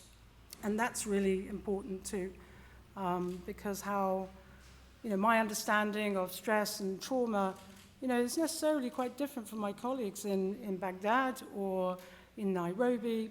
And that's the challenge for us as a global news organization. There is no one model fits all here. And it's important that we find, local sort of solutions actually to these things, especially in many parts of the world where mental health is still terribly stigmatized. So when I was in Iraq a few months ago, people were so concerned about people finding out, actually, that they were struggling because it's seen as a sign of weakness. And so just in talking to them and saying, well, actually, we can organize help with a counselor, in Cairo over Skype, and then no one, need ever know. And that's, just the reaction around the room. It's like, okay, that's great. So it's really got the conversation going, actually, and that's really important too, because, Will touched upon that. The first thing he said was, I'm not the victim here, those are the victims. And, we journalists are very good, and we have to, actually, in order to do this job, we split off to a degree from our emotions, and we're not very good at giving ourselves permission to be, not okay. And so part of this, cultural shift is actually giving people permission, and that starts from the top. It's very important that the leadership of any news organization backs this. And again, at Reuters, our editor-in-chief, Steve Adler, has really championed this, and that then filters down all the way through the organization. And so, just for example, on the weekend when the Duma chemical attacks, I had a phone call from the night editor. The material coming out was really distressing. And so, again, we remind everyone, these are the sources of support. We talked about it. We have taken sort of concrete measures, actually, just to limit people's exposure to, to this kind of graphic material. And that's huge, actually. And most importantly, we say to people, if you don't want to view this, that's okay. There is no shame in that. And that's a really key message, for everyone, from the newest person, joining the newsroom or the bureau who wants to prove themselves to, people of my age who've been doing this for a long time. And, at times you just think, I've really had enough. And I've said that myself, actually, from time to time, particularly during the sort of beheading period. I just could not stomach watching another beheading. And, I made that clear to people. And that, again, is a really important message for newsrooms and newsroom leaders to make.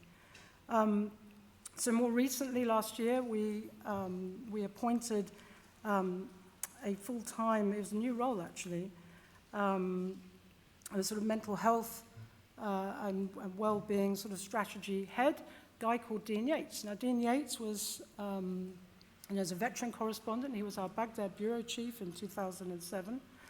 At the end of 2016, he wrote a really powerful article about his struggle with PTSD that led to his hospitalization It's called The Road Towards 17, A Reporter's Battle with PTSD. I would encourage people to read that, actually.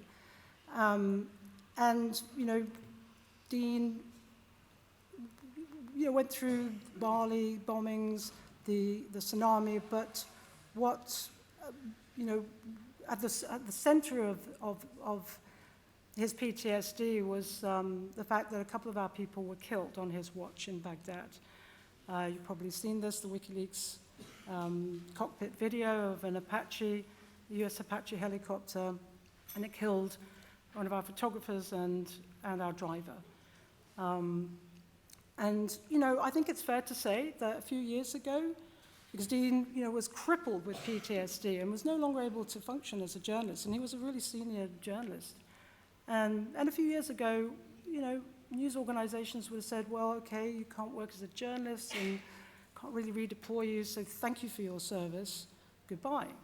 And we didn't do that. On reading, his powerful account, the head of our HR, another senior manager, they flew out to Australia where he lives, spoke to him about how we could support him and what he could do. And the result is this role. And so Dean, is making a real difference. He's part of, this wider conversation about mental health and how we can best support our colleagues and preserve and build well-being and resilience, because resilience is really key, right?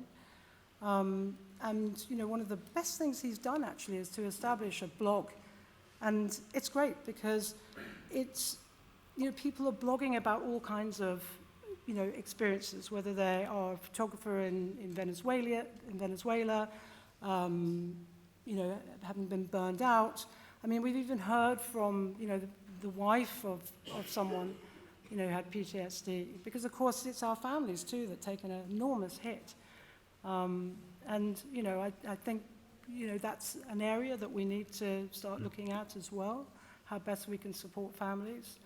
I realize I'm sort of talking for quite a long time, but we are, it's, the more that we do this and the sort of more conversations that we're having, I mean, now we're looking at harassment of journalists by our sources, actually, and that's a particular problem for a lot of women in many parts of the world. So, we're looking at how we can respond to that harassment online as well. But, it's great. It's just, having got this conversation going, and it's now taking us into all sorts of directions, which is really interesting. And I think I will leave it there. Thank you. So I just wanted to pick up on a couple of points that Helen made there. So we're seeing a dramatic cultural shift, as I think we've heard in many of the world's leading newsrooms. There is still a long way that needs to go in many other newsrooms. Education is, as you've probably heard, absolutely key.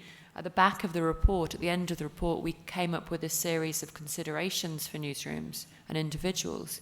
And at the heart of that was education.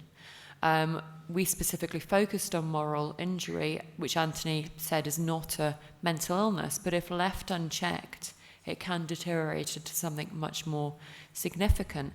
And just also picking up on two other things that both Helen and Will have mentioned. One is this sense of role models. So if you have somebody at a senior level in a newsroom who is prepared to, and it doesn't necessarily need to be management, but somebody who's prepared to put their hand up and say, this is my experience, this brings down taboos, this kind of, this is how I've gone through this journey in a Dean Yates type scenario. Even the work that Will's doing, we're coming forward and talking about it. Another colleague of ours called Yanis Barakis, who is featured in the report as well, has done similar work at Reuters. So it's that sense of, again, giving ourselves permission to say we don't feel great. Let's deal with it. And then just finally going back to what you said about Dean's blog. AFP, for whom Will does a lot of his work, has a blog as well that allows correspondents to talk about their experiences. It's a side of the story that we hear so little. It's really, really important. And I know that, Will, I just want to ask you briefly, I mean, you used that blog as quite a cathartic way to help you deal with your experiences, didn't you? Can you just mention a little bit about that briefly? Yeah, actually, AFP asked me if I could write a blog after our first meeting together in Paris, because it was pretty new to them that what they heard from me. So they asked me if I could write in their AFP correspondence blog, and I did so. I wrote the entire blog in the plane from Paris back to Athens, and I gotta admit that was the most cathartic process for me. However, having said that, it's not the final edit that I gave. It's by far not the final, because this one was very, very mad. What I wrote is when it also hit me that I'm not okay. How can I be, swearing all the time? I mean, this blog was just swear word after swear word. I was mad at everything, at the Greek authorities, at the European authorities, at the Turkish authorities, at everyone. Why was this thing happening in Greece? But yeah, I wrote that blog, and then edited it and re-edited, and then AFP, I think, did also one final edit before I put it out. And it's something that I look back at it and I'm like, okay, this was my life then, and I can understand better what I was going through. Even reading it now, I go back to it and I'm like, okay, Will, so this is what you were feeling. Would you mind if I just read an extract from the blog now? No problem. So we feature the blog in the report, and I just want to read, because to me this is one of the most, every time I read it I'm like, whoa, okay. So it's the first time that I actually see a dead body on the beach. There's no one around, such a small body. I walk around it, I think of my kids. A little further I see a body of an old man. Some colleagues show up. Where are the authorities? We can't just leave them lying on the beach. We go up the road, an undertaker is there and he volunteers to take the bodies. But we can't possibly carry all of these bodies himself. Sorry, he can't possibly carry all these bodies himself. He's one guy with a red van. We reporters end up carrying the bodies to him on the road. I'm devastated. This is a beach on an island in a country that's not at war. This should not be happening. It's sinister. It's evil. Why would this happen? Why would this happen to a small boy? How do you feel hearing that now? How has your journey been in the last couple of years to get to this point? It's still very difficult to even read it. It is very difficult seeing bodies of young children, especially if you have children. I don't think I'm ever going to get fully over it. And even revisiting these images is always difficult. It's never easy. Yeah. Thank you for letting us share that, and thank you also for sharing the images. I would say, there's a lot of us here who perhaps don't have the institutional support of big news organisations, but one thing that we can do if we are struggling is write it down. Yep. And that is, something that doesn't cost a lot of money. It may take a lot of time, but certainly I remember, without wanting to go into too much detail, I covered the Haiti earthquake as a journalist, and I spent evenings blogging and swearing and reblogging and ripping up pieces of paper and chucking them in places and rewriting again, and it was incredibly cathartic at the time. And I think we were talking last night at dinner about the fact that perhaps if you're a video journalist and you have a camera, often we give ourselves that sense of, oh, well, it's okay because the camera's the filter, but actually it's not. And sometimes it's the cameramen and the camera women and the camera people and the photographers who perhaps suffer more because they don't write it down. So it's certainly a really good tip. I do just want to stop. There's a couple of questions I have for other panelists, but I want to hear from our colleagues on the floor. If anybody has any specific questions, I would ask that you introduce yourself, please, if you've got any questions. Does anybody have any? Somebody at the back, yeah.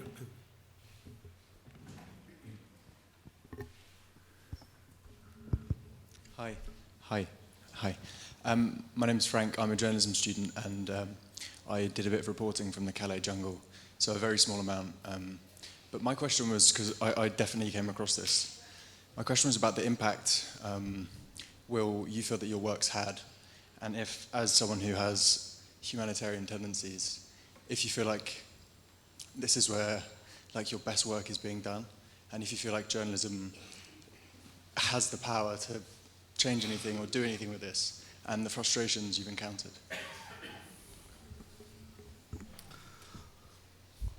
Well, definitely, I think journalism has this force to change, and I am happy with my work. I know that I did it my way. Luckily, I'm in an organization as well which did not put me under pressure to produce. They left me on own. They had this vote of confidence, and that is something which is very important from the study as well. That the organization has to trust you because you're the one on the field.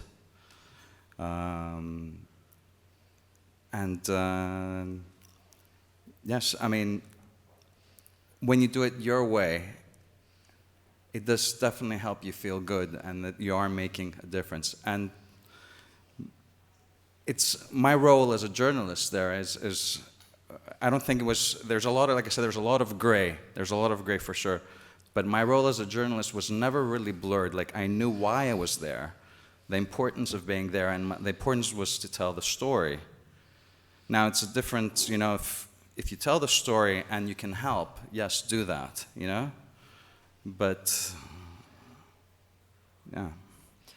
And I'd just pick up on what Will has said there, just before I come to another question on the floor, is that setting of parameters is so absolutely crucial. Anthony, can you just, you know, you talk about establishing the parameters in your mind in advance of the responsibility and role you're taking on. Can you just talk briefly on that? I mean, I think that's the heart of moral injury, which is you need to know why you're there and what you need to do as a journalist.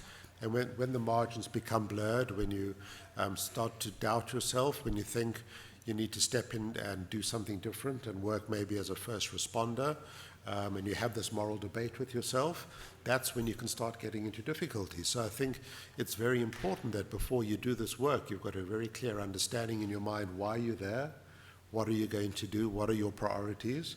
You have to think it through, because otherwise you can make mistakes. And, you know, as I said at the beginning of my presentation, moral injury comes about not just because of what you might do, but also because what you fail to do. And if you end up second-guessing yourself and why did I not do something, that, of course, can be morally injurious as well. So I think, discussions like this are very important because they can help inform your decisions. They can help you decide, how am I going to behave in the field? What am I supposed to do? And if you haven't got any clear ideas about that, you can get into trouble. I think just a point Will mentioned before about you go to a war zone, you take your physical flak jacket. If you're going to these situations, there has to be an aspect of what I guess I'm calling perhaps a bit naively an emotional flak jacket. So just, I mean, before you go, before Reuters deploys people into these areas, you're having conversations with people about what they might, how important is that? Yeah, we are now, definitely. Oh, no, that's really crucial. I mean, you can...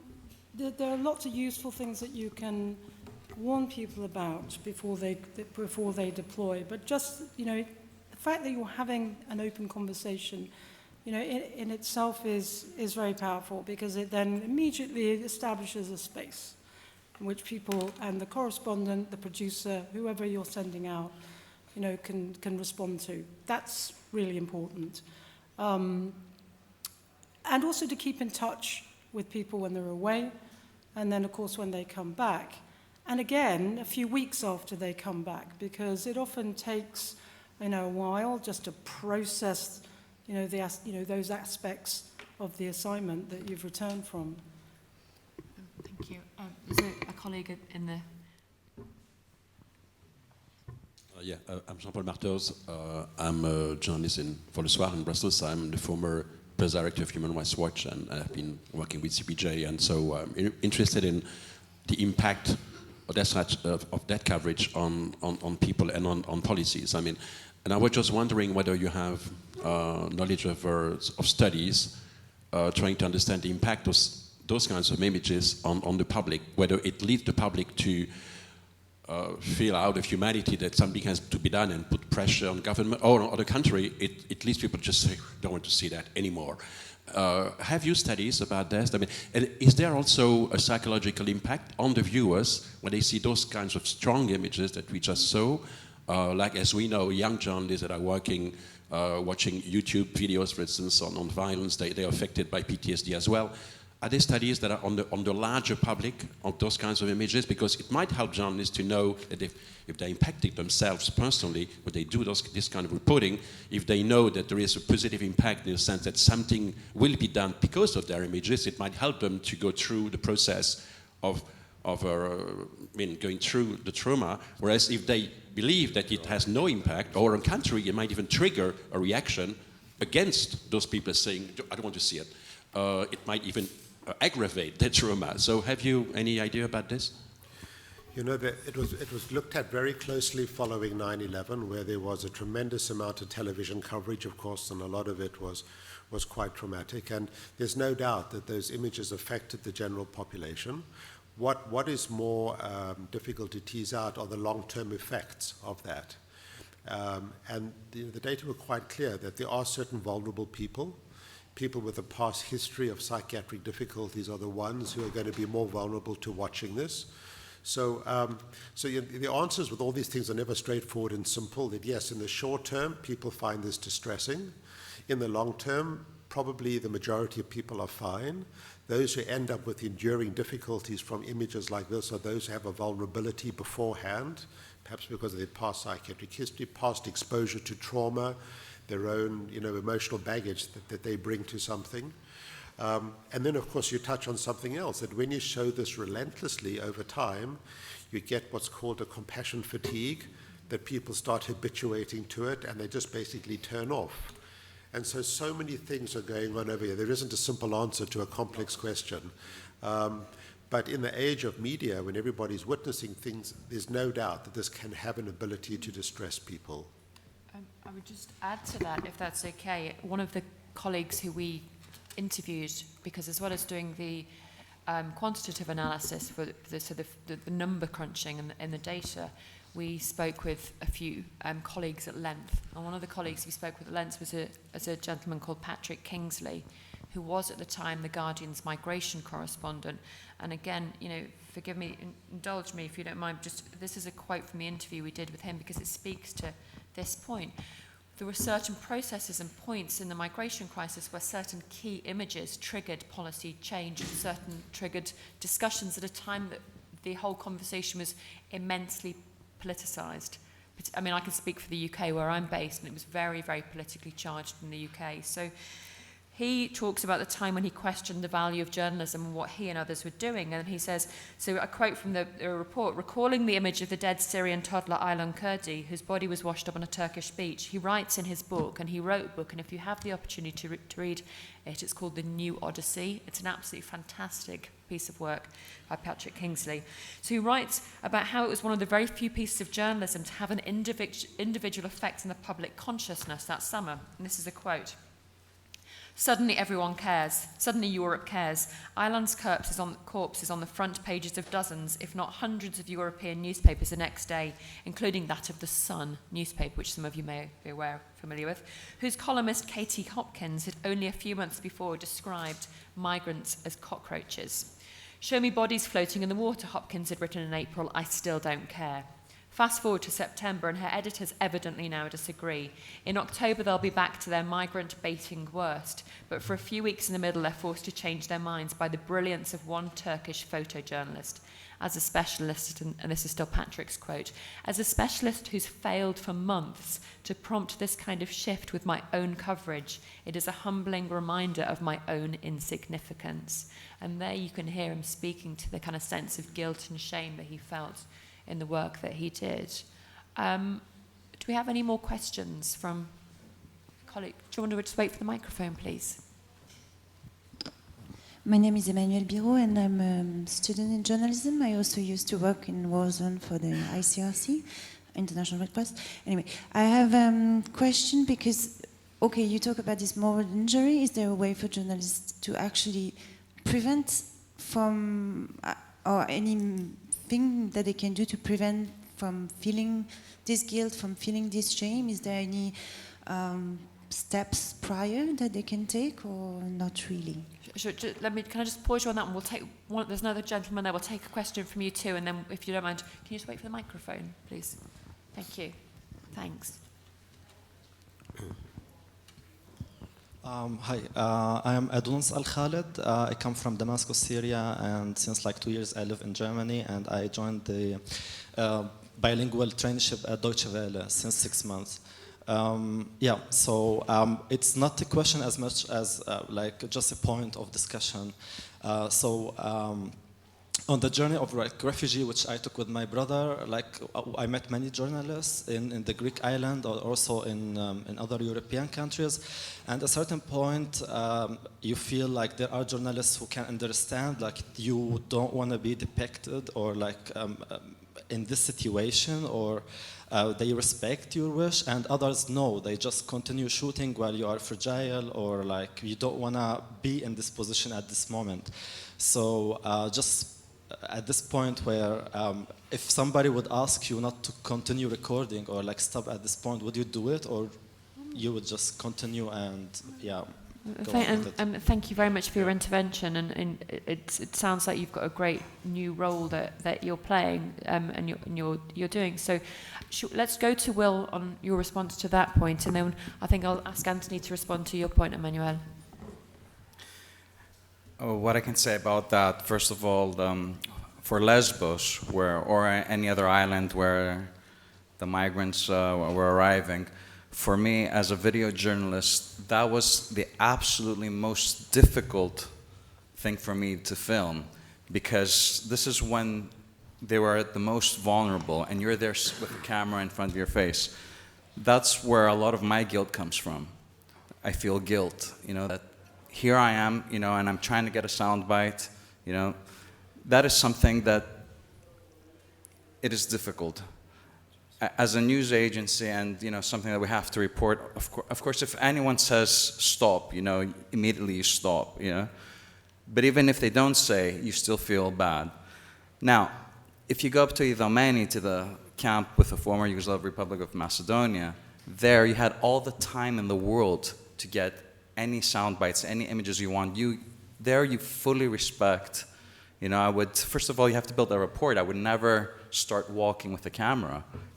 You talk, you speak, and when you're ready, and everybody knows exactly what you're doing, yes, you film. Does that answer your question? Yeah? Okay. Thank you. I think Helen wanted to make a point about... Yeah, I wanted to respond to you as well, because, you're right. The way in which we as a profession ask and approach people at their most vulnerable, varies. Some get it right and are very sensitive, others not so. And actually, I think, one of the, the challenges for news organizations, and something that we're starting to look at as well, the BBC actually have come up with an amazing course written by one of their reporters who has spent her life as a local reporter, so dealing with, people who've lost their kids to medical blunders, murders, that's the local sort of staple of a local reporter, but it's trauma. So she designed a course which is absolutely brilliant, which she used, in partnership with some of the bereaved people that she's interviewed over the years, about how journalists should approach interviewing traumatized and bereaved people. And it's absolutely fantastic. And that, I think, is something that we should be certainly teaching at the journalism schools, but also incorporating it into our own learning as well when young journalists come to us. And the Dart Centre as well, if you're not familiar with the Dart Centre, that does work with journalism and trauma and helping support journalists gain skills to interview survivors of trauma. They've got some really good material too. I'm aware that we have probably 5 minutes or so before we need to wrap up, so we'll just go to the point, Anthony, and then I'll ask the panelists to make final comments. Your question is an excellent one, and we're just starting to understand moral injury in journalists. So I don't think there's a very clear procedure about how to deal with it, other than to come back to the point that education is very important, that people should have an understanding of what it is, how it might arise. And then I think also my personal opinion is that there needs to be, on the part of journalists, a clear understanding of what your role is. What am I going to do? What are the expectations when I'm in the field? What does my newsroom want me to do? And there needs to be a discussion between the journalist and the newsroom about what they should be doing when they confront issues like this. So I think this is, this is the future now. This is one of the big challenges that your profession faces, and how are you going to mitigate against the effects of moral injury? And the final point is this, that guilt, a lot of guilt is misplaced, and you have to be careful of that. It's very easy to feel guilty for the wrong reasons. And when you want to address that, you have to understand where the source of your misplaced guilt is coming from if you're going to deal with it effectively in therapy. So complex issues, but a discussion has now been started, and I think some answers are going to become clearer once you start talking. Thank you, Anthony. I'll make my final point now, just before thanking the panelists after they've made their point. But it's a difficult time because there are so many different pressures on us as journalists, ranging from economic pressures to issues like online harassment that I deal a lot of work with, to the whole Me Too sexual harassment climate, which has brought up a lot of memories for a lot of people, and also some of the stories we've spoken about today. So it's a difficult time, it's very stressful, but at the same time there's a cultural shift going on where people are feeling more comfortable and more supported in coming forward. So both of those I wouldn't totally despair. I just want to move to Helen for your final thoughts, and then we'll hear lastly from Will. Yeah. I mean, look, let's be honest. We can prepare people as much as we can, in the same way that, now, before we deploy to a war zone, we put people through hostile environment training, and that's good to a point. But it's only when you're out in the field that you are in a moral maze, and that's not going to change. There's always going to be the unexpected, and that tends to be, the moment or the thing that can upend you very easily. And so, for news organizations and also for journalists, because, journalists have to take primary responsibility for their own mental health, okay? We could have the best sort of program in the world, but if someone doesn't want to access it, or they don't want, they want to keep it all inside, we can't help them. So, it's important that journalists recognize, their responsibilities as well as news organizations, which is quite different, so that when people are upended, that they feel safe enough to reach out either to a peer supporter, to their manager, to a counsellor, that they don't hold it inside. So it comes back to education. Absolutely, if you understand that you're feeling these awful things, and that's actually quite normal given what you've just witnessed, that in itself is quite a relief, actually, and is quite empowering. Thank you, Helen. And Will? Exactly what Helen said. I just want to add that, all this education, everything, but also, out there just to, try to do the job that you're feeling comfortable with, And I mean, when I mean comfortable, I mean also in a moral aspect. If you saw in the video, you never saw the face of the person the CPR was given to, and that's because I would never feel comfortable for a mother and somewhere in Syria seeing her son in that state. Never, I'll be able to live with myself. There's always a better way of doing something, a better angle, a better distance, So as long as you feel comfortable with yourself, that's also an antidote, I guess. Thank you, Will, and I would just thank all of you for dealing with what I think is probably some fairly difficult concepts and some very powerful images and thoughts. So to Will and to Helen and to Anthony, thank you all ever so much for your work, and thanks to the audience.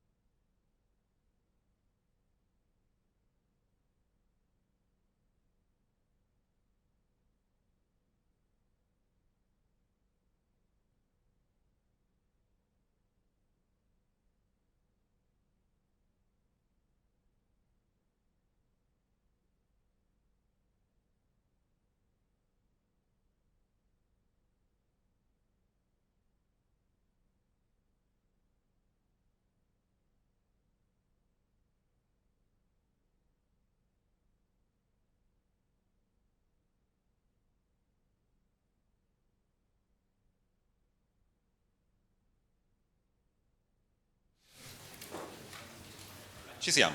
E allora, salve a tutti, io sono Alessia Jacona, sono un giornalista, mi occupo di innovazione, nuovi media, trasformazione digitale e oggi sono veramente felice. Sono felice perché sono riuscito a portare questi due loschi figuri fino a qui, che hanno accettato subito di venire, sono stati carinissimi e che hanno fatto, e qui già è arrivato il momento di smettere di scherzare, uno dei lavori più belli che io abbia potuto apprezzare nell'ultimo anno di giornalismo, ritirando fuori, ravvivando, recuperando una storia che era stata dimenticata e che, come ho scritto, ho detto 1000 volte, hanno trasformato in una lama calda che affonda nel cuore di chi l'ascolta.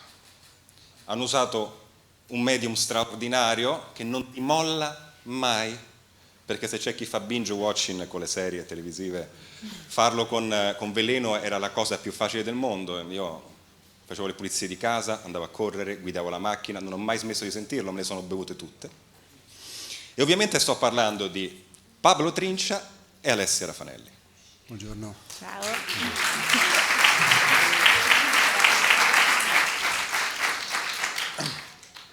Allora, adesso con loro io voglio fare questo tipo di gioco qui. Non abbiamo un programma, non ci siamo preparati niente. Da ieri sera che andiamo in giro come dei turisti, non ci siamo accordati. Io in genere preparo i panel, eccetera. Invece questa la volevo improvvisare, un po' perché loro sanno come si improvvisano le cose e anche io, insomma, un pochino me la cavo. Un po' perché secondo me se la improvvisiamo ed è meno di plastica, poi voi siete ancora più incoraggiati a fare domande. E questo ve lo dico adesso. Facciamogliele insieme.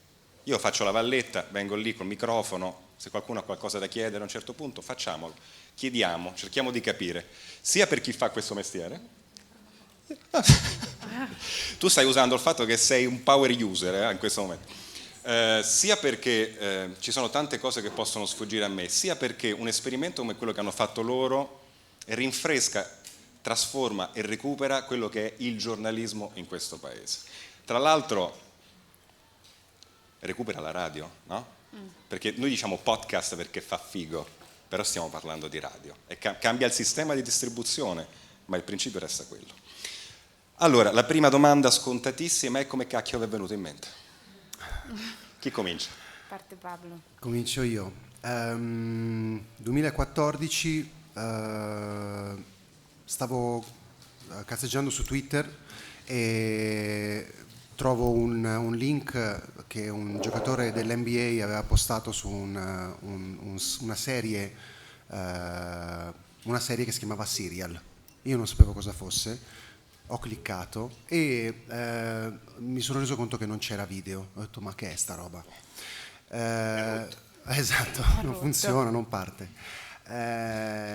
Scopro un mondo, nel senso che Serial è stato il lavoro che ci ha ispirati, è stato l'apripista, se vogliamo, di questo genere, perché è un'audio serie investigativa che ha la struttura di una serie televisiva e che racconta la storia di questo cold case, questo omicidio avvenuto nel 1999 a Baltimora, in cui una ragazza all'uscita dalla scuola è sparita e poi è stata ritrovata morta e a pagarne le conseguenze è stato il suo ex fidanzato Adnan Syed. La cosa che mi ha colpito tantissimo era che questi giornalisti, questa Sarah Koenig, questa producer di Chicago, ricostruiva in 12 ore, quindi 12 puntate da un'ora, quello che era accaduto nell'arco di mezz'ora. E quindi con questa forma di racconto che non avevo ovviamente mai visto, questo zoom infinito sui dettagli che l'audio ti consente e che il video ovviamente non ti consente, perché ha dei limiti rispetto all'audio, e mi sono ritrovato appunto, come diceva Alessio, ad ascoltare in giro, in macchina, mentre camminavo. Addirittura mi inventavo con mia moglie che dovevo uscire a comprare il latte, ho dimenticato il latte e facevo 2 volte il giro del quartiere per ascoltare, per finire la puntata, perché a casa c'erano i bambini, papà, o finire la puntata. E quindi in quel momento è stato proprio come i Blues Brothers davanti a James Brown, ho visto la luce.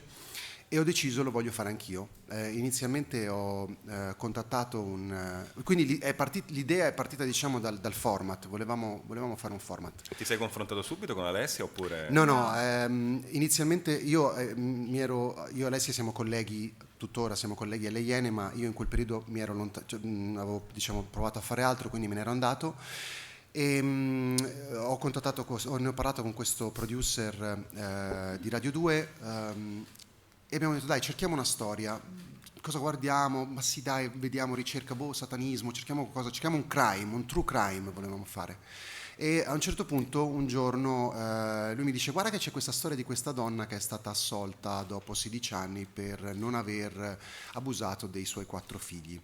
Nel giro di mezz'ora sono al telefono con questa donna che scopro vivere in Francia e si chiama Lorena Morselli e che mi dice guarda che i miei figli sono stati portati via la notte del 12 novembre 1998, ma nei 2 paesi, Massa Finalese, quello in cui viveva lei, e Mirandola, ne sono stati portati via 16 in 1 anno e mezzo con accuse simili per abusi satanici rituali e abusi domestici, diciamo. E quindi inevitabilmente è stata la storia che mi ha risucchiato, non è stato, cioè, perché poi la grande fortuna che abbiamo avuto in questo caso è stato lo scoprire che c'era chi prima di noi aveva lavorato a questo caso ed era questo prete, Don Ettore Rovatti, che si era talmente ossessionato, lui era molto amico di alcune persone coinvolte, che aveva raccolto tutti i documenti di tutti i processi e tutte le testimonianze, se le era studiate a memoria praticamente, aveva scritto questo zibaldone di 300 e rotte pagine, perfetto, con tutti gli articoli di giornale, sembrava veramente una guida al podcast, cioè questo era, non so come dire, un sassolino lanciato nel futuro per chi un giorno se ne sarebbe interessato. Non l'aveva mai pubblicato e questo libro è stato fondamentale perché nessuno degli avvocati né dei genitori dei bambini coinvolti si ricordava chi erano gli altri. Nessuno aveva una visuale completa. No, non c'era nessuna panoramica e sarebbe stato impossibile ricostruirla così. Era veramente difficile. Se non ci fosse stato questo libro sarebbe stato impossibile perché anche gli avvocati dicevano sì, a me risulta fossero 5 bambini sottratti, no a me 9, no a me 12. Alla fine abbiamo capito che erano 16. Un giorno di settembre dell'anno successivo, io intanto avevo già iniziato a registrare, finisco a casa di una donna che si chiamava Oddina Paltrinieri, che è stata la prima donna che ha ospitato il bambino zero, se avete ascoltato Veleno, insomma compare la sua storia nella Aspetta, questa è una domanda che io dovevo fare e non ho fatto, ma l'avete sentito tutti? Alzi la mano chi non l'ha sentito, facciamo così. Chi non l'ha? Ok, va bene. Quelli che non l'hanno sentito. Hai avuto un brivido. Però siete informati di che cosa parla la storia, insomma sapete come funziona grosso modo, perché fare un recap per 6 persone magari mangiamo del tempo.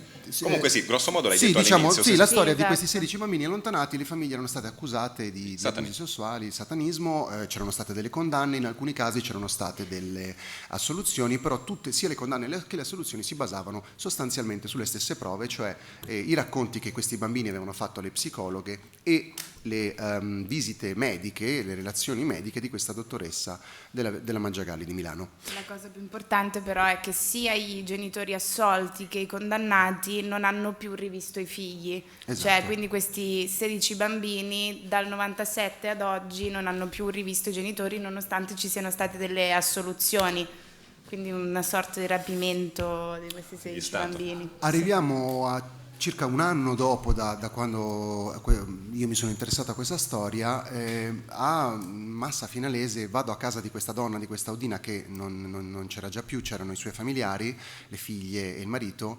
che anche lei, ossessionata da questa storia per anni, aveva raccolto documenti e a un certo punto mi accorgo che aveva delle videocassette in diverse scatole, e su ogni videocassetta, su ogni VHS c'erano segnati i nomi dei bambini. Quindi immaginatevi, c'erano state 56 videocassette, alcune erano di 2 ore, 1 ora e mezza, 2 ore, per cui erano all'incirca 80 ore di girato. Ne ho presa una, l'ho messa, loro avevano ancora il videoregistratore, l'ho messa dentro, e c'era la prima, mi ricorderò sempre, la prima cosa che ho sentito ero in un teatro parrocchiale e lì ci portavano ad uccidere i bambini, io ne uccidevo 5 ogni sera. Questa è stata la prima cosa che ho visto. Rimango folgorato da questa cosa, e a quel punto però mi stacco, diciamo, dall'idea di fare un podcast e dico, forse allora questa cosa merita un documentario. Merita un video, insomma. Merita un video. Diluviava, stavo tornando a Milano e ho pensato, io voglio farla con qualcuno, questa cosa è troppo grossa, è un progetto troppo grande, devo farla con qualcuno. A me poi piace molto lavorare in team, e Alessia ovviamente ci conoscevamo, l'avevamo già lavorato insieme, e io ero professionalmente innamorato di lei perché era una giovane redattrice all'epoca, oggi fa l'autrice alle Iene, però all'epoca era una redattrice che è stata la prima redattrice che abbiamo preso nel programma, e dalla quale passavano tutti, per cui Alessia, devo trovare un bambino in Congo, Alessia al telefono, e chi passava le giornate da sola con 700 carte, con le persone che passavano, gli mollavano lì qualcosa, lei doveva studiarsi le carte. Sembra bullizzata dalle Iene.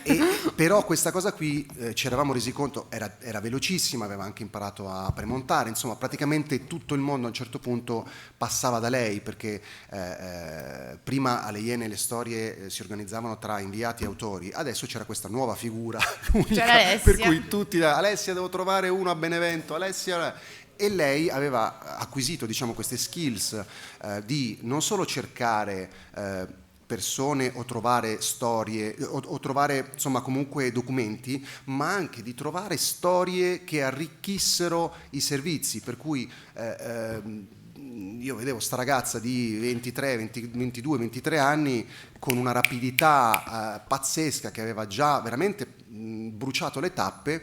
L'ho chiamata e le ho detto: Ale, ti devo raccontare una storia, devo parlare. Nel giro, mentre le parlavo, lei già con l'altro occhio leggeva, e dopo 2 ore sapeva esattamente tutto quello che sapevo anch'io. Io ce l'ho ancora, mentre parlavamo al telefono, lo ricordo benissimo, diluviava, e lui mi fa: ma se io ti dicessi massa finalese, tu? Io non ne ho idea, non so cosa sia, non so dov'è. E lui mi fa: sì, guarda, c'è questa storia. Io mentre parlavamo googolavo al computer e avevo un quadernino, e io quel quadernino ce l'ho ancora, avevo appuntato massa finalese, 16 bambini, satanismo. E poi la sera ci siamo visti e lui mi ha raccontato questa storia incredibile, cioè io non ci credevo, e da un lato dicevo: ma no dai, te l'hanno ingrossata, dai, non è così, Pablo. E poi ci siamo salutati dicendo: vabbè, prendiamoci un attimo un po' di tempo, facciamo le nostre ricerche e rivediamoci. Io per una settimana non ho fatto altro, ho letto il libro di Don Ettore, ho cercato, ero finita nei meandri dell'internet, ma proprio nei meandri anche brutti, e poi ci siamo rivisti e abbiamo optato per un documentario, una docu-serie. Esatto. Questa è la fase di startup. Allora, l'inizio, arrivati a questo punto, viene il momento di mettere a terra un progetto e di Sì. cominciare a farlo partire. Siccome qui c'è anche chi studia giornalismo, eccetera, che è interessato alla macchina che c'è dietro, come avete proceduto? Innanzitutto, quanto tempo prima della pubblicazione siamo adesso? 2 anni. 2 anni prima, ma ripeto, il progetto era partito come podcast, però il problema era che non ci credeva nessuno. No. Nel senso che questo genere in Italia, mentre in America è letteralmente esploso, stiamo parlando di centinaia di milioni di download, poi ovviamente il mercato americano, mercato di lingua inglese, quindi c'è l'Australia, insomma. Tu inizialmente hai detto che sei andato da Rai 2 e che stavi dialogando con loro, poi sei rimasto come? Io prima ho fatto un po' di giri di radio, bassi, Radio 24, Radio 2, non lo so, cioè nessuno ci credeva. Quindi trovare qualcuno che credesse in questa cosa è stato difficile. Poi abbiamo detto: va bene, allora radio no, facciamolo video, oltretutto abbiamo i video. Abbiamo iniziato a dialogare con Rai 3, dopo 6 mesi abbiamo capito che avremmo avuto talmente tanti paletti, perché non le puoi fare certe cose, non si possono dire, è però la pedofilia, e noi dicevamo guardate che questa non è una storia di pedofilia, questa è una storia sulla mente umana, questa è una storia sul pregiudizio, questa è una storia che cioè è un mondo che apre 1000 mondi. Dove la trovate un'altra storia così? Non esiste una roba così. E alla fine abbiamo capito che non potevamo fare assolutamente nulla, non potevamo intervistare nessuno, ci avevano letteralmente bloccato. A quel punto abbiamo ripreso in mano, un anno e mezzo prima diciamo, abbiamo ripreso in mano l'idea del podcast, abbiamo continuato a cercare, a proporre. Sì, inizialmente avevamo anche pensato lo facciamo da soli ce sui lo nostri autoproduciamo, Facebook, eccetera. Sì. A un certo punto scrivo a Mario Calabresi, ma è stato il tiro l'ultima spiaggia, cioè, ma sì, proviamo, sì dai mandamelo, è interessante, vediamo. Poi non l'aveva scaricato, poi dopo qualche mese mi richiama, dai vediamoci, ci siamo visti, lo ascolta, 5 minuti, va bene facciamolo, cominciato Veleno. Però il bello è che noi in tutta questa ricerca spasmodica del mezzo non abbiamo mai abbandonato Veleno, cioè noi mentre cercavamo cose varie nel frattempo scrivevamo già un po' la prima puntata, perché comunque sapevamo che prima o tutto poi... questo comunque continuando a lavorare alle vostre cose, suppongo, quindi era l'hobby, era diventato. Era una sorta di ossessione più che un hobby. E quindi noi comunque la prima puntata ce l'avevamo mezza scritta, e quello che ha colpito un sacco a me è che da un lato vivevamo il pregiudizio che hanno vissuto queste famiglie per tutti questi anni. Io ricordo una famosa frase: oddio, ma non è che rischiamo di essere gli amici dei pedofili? E quando io ho sentito questa frase ho capito che davvero in un modo o nell'altro Veleno andava fatta, perché queste famiglie dopo 20 anni e dopo tutte le assoluzioni ancora venivano viste come le famiglie pedofile. E quindi c'è stato anche perché quando c'è una condanna se ne accorgono tutti, quando c'è l'assoluzione è tipico il trafiletto in fondo al giornale. Questo è anche un problema della comunicazione e del giornalismo in sé. Allora io mentre vi ascoltavo io mi vergogno a dire che più di una volta mi sono scese le lacrime, questo non mi ricordo. Io ho 2 bambini un po' più grandi dell'età di questi, ma mi sono immaginato al loro posto, io probabilmente prenderei su un Kalashnikov per fare una strage. No? È un tema, perché è quello che dico anch'io, ma la cosa pazzesca che abbiamo imparato da questa storia, chiunque di noi direbbe ma chi mi prende i figli io vado all'inferno a riprendermeli e uccido chiunque s'azzardi ad avvicinarsi, però subentrano delle dinamiche che non conosciamo e che solo chi vive io queste penso storie. Che sia, sempre ragionando da padre, no? Perché volevo fare anche la seconda parte, non sono così violento, però l'idea è tu aspetti la giustizia, perché sai che se fai qualche botta da matto non fai che dare ragione a chi hai di fronte, invece aspetti la giustizia ai suoi tempi sperando che ti venga riconosciuta ragione, che poi non arriva. Esatto. E nel frattempo passano gli anni. E a quel punto cosa fai però? Perché tu dici va bene, rimani lì, perché il meccanismo psicologico perverso che si crea è ho paura di subire, se torno da mio figlio adesso, ho paura di sentirmi dire un altro no, un altro fai schifo, un altro sei un pedofilo, un altro, cioè...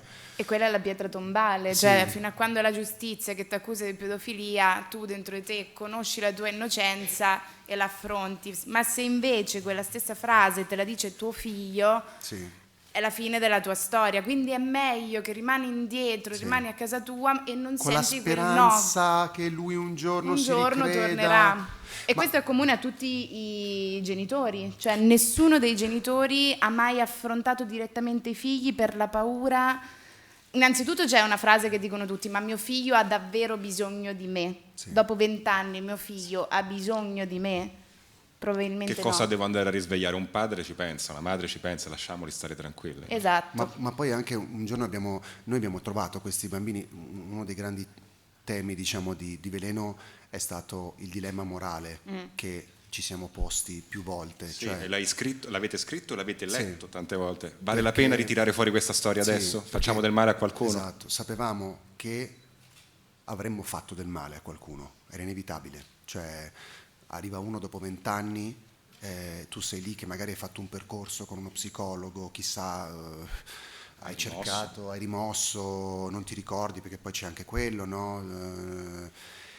Hai un figlio, hai dei figli, sei grande, arrivano 2 escono da una macchina, vi racconto una scena che è successa, sei lì che torni a casa in bicicletta una domenica, davanti a casa tua c'è una macchina parcheggiata, tutti fermi al cancello, infili le chiavi, si aprono le portiere, escono 2 persone che vogliono parlare con te di una cosa che ti è successa 20 anni fa e che riguarda la tua famiglia, tua madre, e il abusi ricordo sessuali, più brutto i che hai. i ricordi che tu hai di cimiteri e di omicidi, perché questi bambini, molti di questi bambini sono ancora convinti di aver ucciso e hanno il ricordo, il falso ricordo, perché poi abbiamo ampiamente visto che oltre a non esserci prove è una storia che si è ripetuta in tutto il mondo. Questa è la cosa che a me mi ha attratto forse di più, dico attratto, non è il termine giusto, però è così,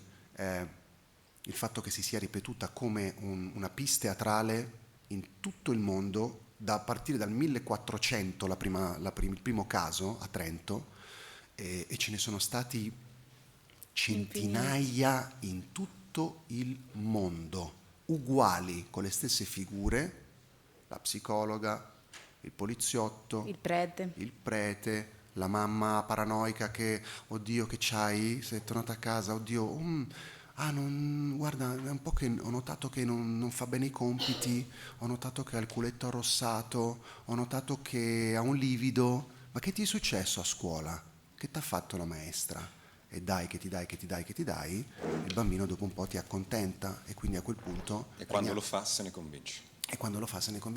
Rignano Flaminio, per esempio, è la storia sorella. Il fatto è che quello che per noi è interessante, appunto, si è ripetuto in tutti gli stati, bla bla bla, per questi ragazzi era la loro vita, quindi loro non erano interessati a questa cosa, non gliene fregava nulla se in America negli anni 60 è successa la stessa cosa. Loro ci dicevano: voi dite quello che volete, ma noi sappiamo che è andata così. Sì. E quindi la voragine che si apriva in queste persone era enorme, perché da un lato dicevano: ma perché queste persone mi dicono questo? Ormai sono cresciuti, quindi anche loro dei dubbi ce l'avevano. Dall'altra c'era tutta la loro vita, cioè io per 20 anni ho creduto che questo fosse accaduto e voglio che questo sia accaduto. Sì. E quindi li vedevamo proprio che mentre parlavano la testa andava a 1000 per questi Io vorrei mettere bambini. questo pezzo di racconto come una nuova definizione di andarsi a consumare le scarpe per strada. No, perché questo è proprio... Io sono rimasto colpitissimo e avete fatto bene a farlo. Cazzo, se avete fatto bene quando avete messo la registrazione di te che rincorri lui, alla fine si sente che perché è andata avanti lei, perché comunque una donna è più rassicurante, poi lei è più piccolina, eccetera, quindi era meno minacciosa. Se andavi tu si vedeva sto cristone con gli occhi azzurri e gli dava una castagna in faccia.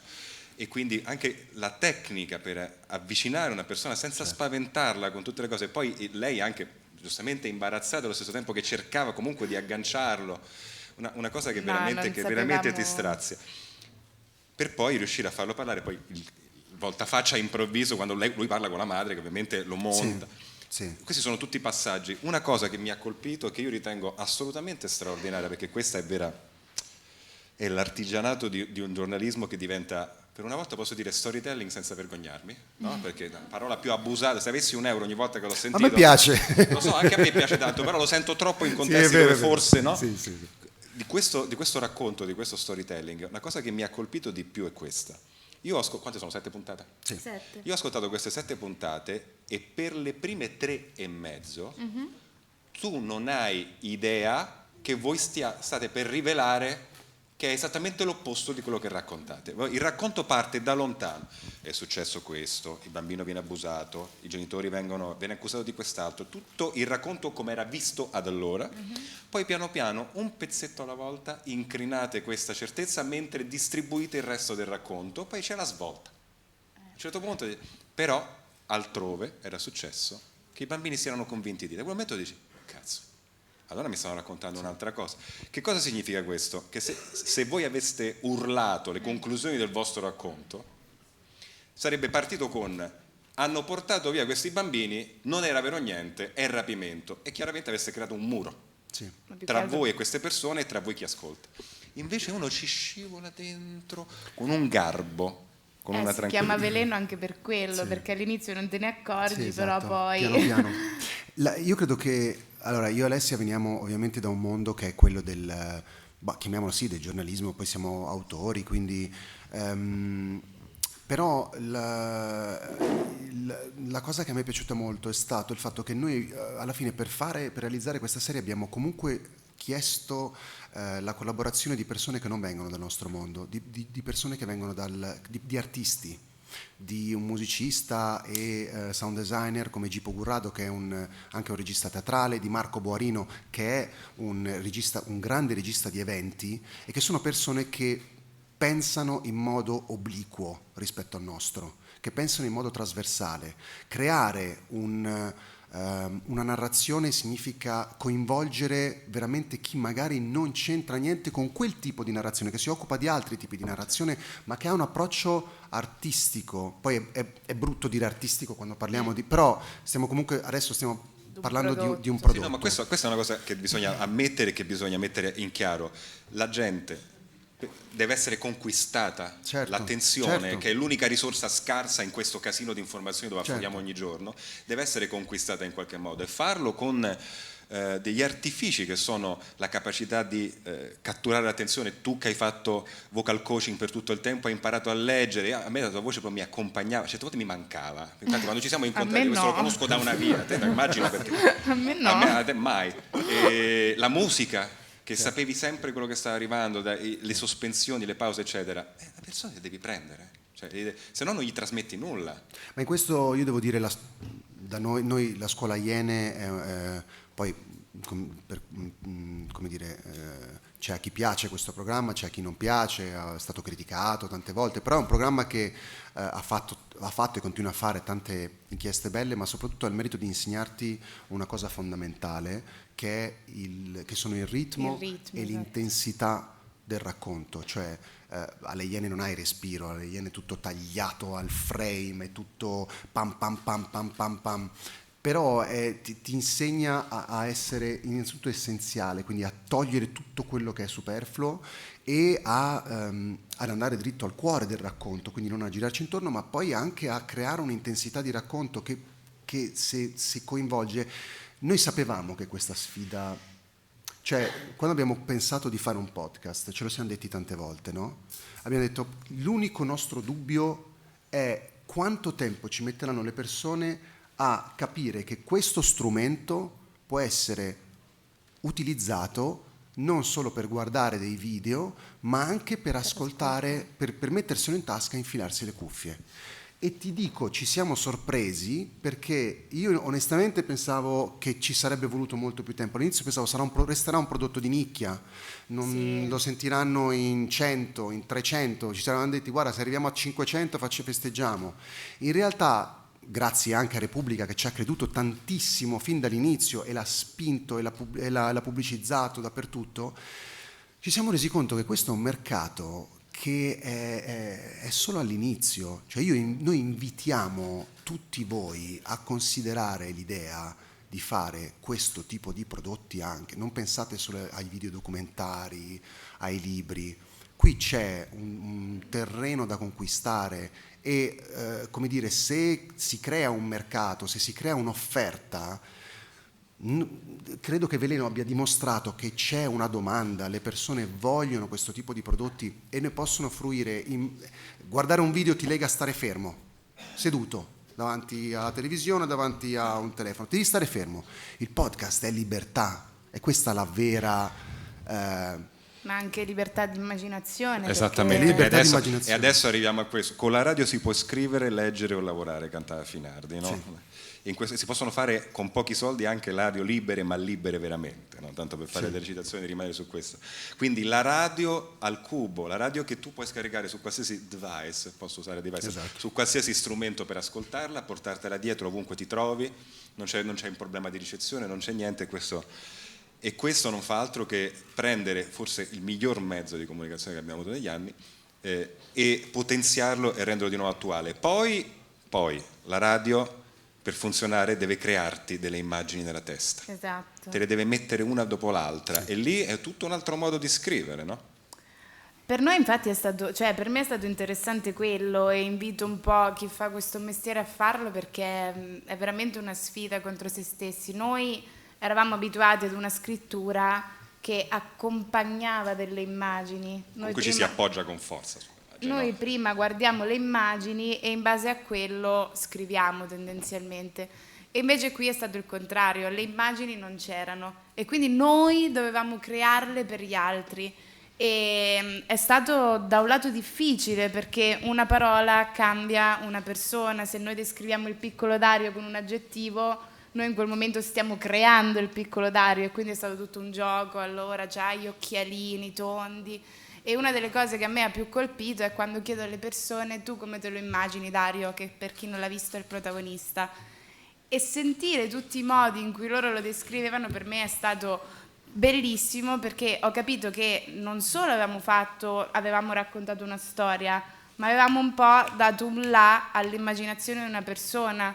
Uno dice: ah vabbè, leggo un libro, è la stessa cosa. No, perché il libro è un oggetto che hai, che ti guida, il libro è la tua guida. Invece con l'audio tu sei solo, lo fai mentre corri, mentre cucini, e secondo me davvero è un modo anche per farsi venire delle idee. Per questo io consiglierei a chi vuole fare questo mestiere, magari prima del video addirittura l'audio, perché se scrivi l'audio poi il video è una passeggiata. Tra l'altro penso che sia un incubo, sia stato comunque un incubo per l'ufficio legale del gruppo Espresso, però devo dire la verità, molto spesso io ascoltavo delle cose e pensavo: ma questa come cazzo gliel'hanno fatta passare? Nel senso, ci sono delle cose che se le aveste associate a delle immagini, lo dicevate all'inizio, ma lo pensavo tante volte: ma questa gli avrà creato dei problemi, come hanno avuto il coraggio di dire questa cosa? Ma in realtà... No. Sai, quando hai dei documenti, quando hai delle sentenze, quando in realtà stai semplicemente utilizzando le cose che quella persona ha dichiarato e le stai riraccontando, quindi è solo etico, nel senso, disturbo o non disturbo? No, noi non ci c'è, ovviamente stai sempre attento. Cioè, il lavoro di Veleno è stato un lavoro di revisione pazzesco, scrivevamo, revisionavamo, terza revisione, quarta revisione, quinta revisione, ultima revisione, mentre prima di registrare cambiavamo all'ultimo una parola, perché poi sai è una questione veramente di virgole, di parole, però ci siamo imposti, ed è per questo anche, oltre al fatto che abbiamo trovato tanto tempo a trovare qualcuno che ci credesse, ci abbiamo messo tanto perché volevamo essere accurati. Noi ci siamo presi in un periodo in cui nessuno ti dà il tempo, nessun giornale, nessuna radio, nessuna TV ti dà il tempo di lavorare a un qualcosa. Abbiamo detto: bene, lo facciamo noi con i nostri tempi, facciamo tutte le verifiche, facciamo tutti i cross check. Il libro di Don Ettore era una guida, ma non abbiamo usato quello, abbiamo letto le sentenze perché volevamo verificare che quello che c'era scritto nel libro poi alla fine corrispondesse, e siamo andati a chiedere a tutti i protagonisti che ci hanno dato la loro ulteriore conferma. Non c'è bastato leggere che la dottoressa aveva fatto quella dichiarazione in quel momento, l'abbiamo chiamata e ci abbiamo parlato, e la dottoressa in altri modi ci ha confermato l'idea che ci eravamo fatte inizialmente, per cui c'è veramente un grosso lavoro di fact checking, di cross checking, che era assolutamente, che vi metteva al sicuro, che ci metteva al sicuro. Noi siamo tranquilli perché non... Sì, ma poi c'è un'altra cosa che fin dall'inizio ci eravamo imposti proprio per risolvere questo problema a monte, era evitare il commento. Cioè, nel senso, Veleno raramente commenta, se non proprio nelle ultime puntate, quando ormai la storia è palese. Noi più che altro accompagniamo le testimonianze con la scrittura.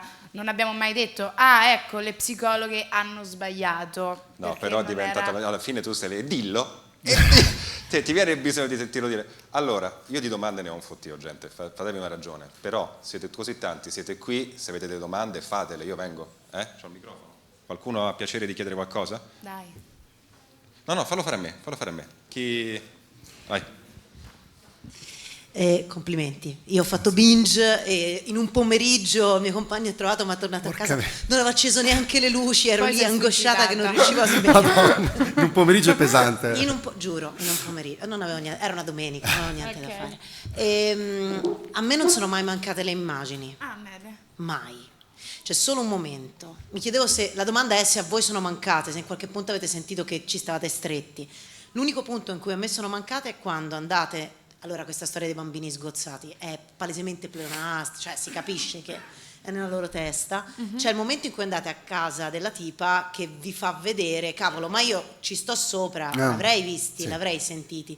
Lì nella mia testa, che comunque ha lavorato per immagini tutto il tempo ascoltandovi, perché i suoni, le vostre voci era perfetto, lì mi è mancata una foto, una cosa che mi dicesse guarda, per il resto no. Infatti che è la l'abbiamo cosa messa sul sito. Bravo. Ma è la cosa stupefacente di Veleno, che non mancano mai. Mi chiedevo però a voi autorialmente se c'è stato un momento in cui avete pensato Allora, a me no. Io parlo per me, cioè nel senso, appena vedi i video dei bambini, degli incidenti probatori, è ovvio che tu rimani talmente sconvolto dalle faccine sorridenti che parlano di omicidi e abusi sessuali più svariati, mentre ridono, mentre giocano con i Lego, quindi quella è un'immagine talmente potente che io appena l'ho vista ho detto cavolo, cioè questo è oro, questo è Veleno. E quindi è ovvio che ogni tanto mentre sentivo l'audio dei video io dicevo cazzo, però le immagini, però allo stesso tempo ci fai pace perché dici ok, se però fosse stata una docu-serie video avremmo avuto talmente tanti altri paletti. Il primo è la vergogna delle persone, perché una voce è irriconoscibile, una faccia diventa subito una pietra nel paese, quindi avendola fatta video secondo me non sarebbe venuta così bene, permettetemelo, perché tante persone non avrebbero partecipato per vergogna. E quindi da un lato fai pace con sì, i video sono tanto belli, però Veleno così è completa, quindi no, a me non sono mancate le immagini se non per pura vanità, perché quando vedi quei video dici cavolo, ho in mano la storia della mia vita, però è vanità davvero, è vanità di far vedere agli altri guardate cosa ho io, e quindi direi di no. Esatto. Ne ho altre due, vedi, basta andare in giro, fare la varetta. Hai alzato la mano prima tu. Aspetti, scusi. Ok, innanzitutto complimenti come vi ho detto prima in albergo. E in seconda battuta vi è un po' mancata la collaborazione tra colleghi e testate, nel senso ci sono delle inchieste molto più deprecabili dal punto di vista deontologico che partono dal web e finiscono in TV con direttori che vengono intervistati. Voi mi sembra che diciamo non c'è stata un'apertura di TG che parlava di Veleno, forse, o forse sì o forse no, comunque non ci sono state così tante aperture di TG come io penso che sia meritevole che ci fosse. Vi è mancato questo e se è mancato perché? Dopo dici ok, guarda, sì, cioè nel senso dopo che è uscita, allora c'è stato un problema dopo che è uscita la 7ª puntata, siamo stati ovviamente bombardati di telefonate da giornalisti della cronaca locale eccetera. Il problema ed è un problema che cioè noi avremmo voluto che questa storia poi a un certo punto diventasse di tutti, no? Dopo la 7ª puntata io mi sono detto ragazzi, che volete? TG5, qualsiasi trasmissione, qualsiasi giornale. Vuoi il numero di telefono? Chiedimelo, te lo do. Andate avanti, andiamo avanti, perché se si fa pressione qualcuno dovrà rispondere. Il problema è che tutti quanti, e questo è un problema secondo me che abbiamo soprattutto in Italia, ci chiedevano i numeri delle famiglie e dei genitori. Ma mai i nostri. Ma mai i nostri. No, cioè. ma ci chiedevano, fammi intervistare quella mamma, fammi intervistare, ma nessuno, quasi nessuno è andato da quelle psicologhe, dal capo degli assistenti sociali, di cui abbiamo... Dai personaggi che avete messo in discussione. Sì, a dire, scusi, ma lei ha veramente dichiarato questa roba?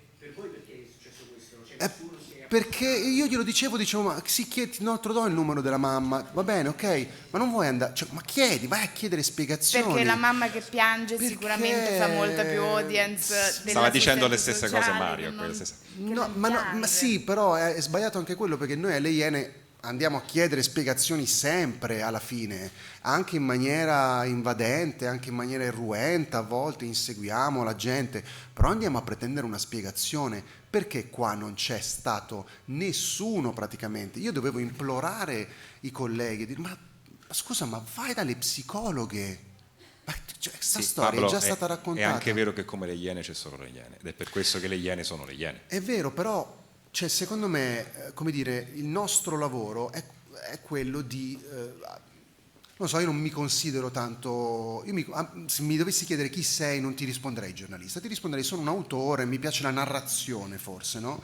Però la narrazione è incompleta se poi non c'è un qualcuno che deve spiegare il perché è successo, ma perché, cioè, lì veramente abbiamo detto ok, è una cosa che rimarrà nostra, siamo stati solo noi ad andare a chiedere spiegazioni, resterà lì, finirà lì e poi alla fine la gente spesso ci chiede ma perché in Italia nessuno poi mai deve rispondere, deve pagare per quello che ha fatto, deve rispondere delle sue responsabilità? Perché non ci sono giornalisti che gli vanno a chiedere le cose?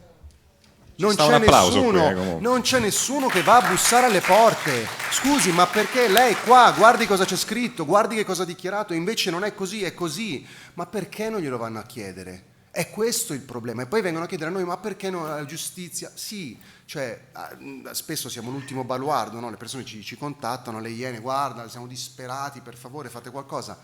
Ma se poi nessuno dà seguito a un'inchiesta nostra o di qualsiasi altro giornale, in America lo fanno.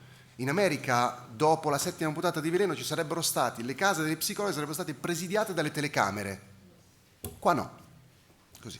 Mario. Io invidia, nel senso che in 40 anni e passa di mestiere ho passato tutti i mezzi, purtroppo non la radio che invece è sempre stato il mio preferito, e quindi invidia che voi abbiate portato in questo paese questo tipo di strumento e di racconto. Una domanda di tipo tecnico: nelle primissime puntate mi sembra, chiaramente avete avuto dei problemi di ripresa audio. Adesso non mi ricordo neppure più i personaggi, c'è un padre che si sente malamente, eccetera. Mi chiedevo, perché in quel momento ancora voi non stavate pensando all'audio e poi vi siete ritrovati mentre invece chiaramente man mano che andate avanti le riprese audio sono perfette. Scusate, la seconda domanda invece è più politica.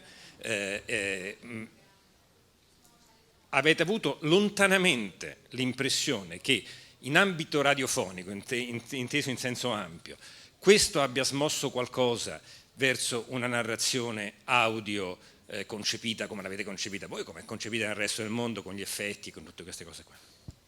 Allora, la prima, la risposta è che in realtà non siamo, questo mestiere lo dovrebbero fare i fonici. Esatto. Noi, cioè, io ho un microfono, però non sono un tecnico, quindi a volte magari registravo male oppure importavamo, perché poi l'abbiamo premontato anche noi su un programma del cavolo, poi il sound designer ha fatto il resto, ma non essendo dei tecnici abbiamo dovuto proprio imparare a volte a fare delle cose, quindi ci siamo messi lì a esportare, fare tutta una serie di cose che in realtà competerebbe a un team di persone esperte. Quando giri qualsiasi tipo di programma c'è sempre il fonico, che è quello che si occupa di quello, del suono e della qualità del suono, quindi qui ovviamente noi eravamo un pochettino indietro. Per quanto riguarda le radio, più che le radio il web è molto interessato. Sì, esatto, la radio non abbiamo avuto grandi risposte dal mondo radiofonico, però dal web sì.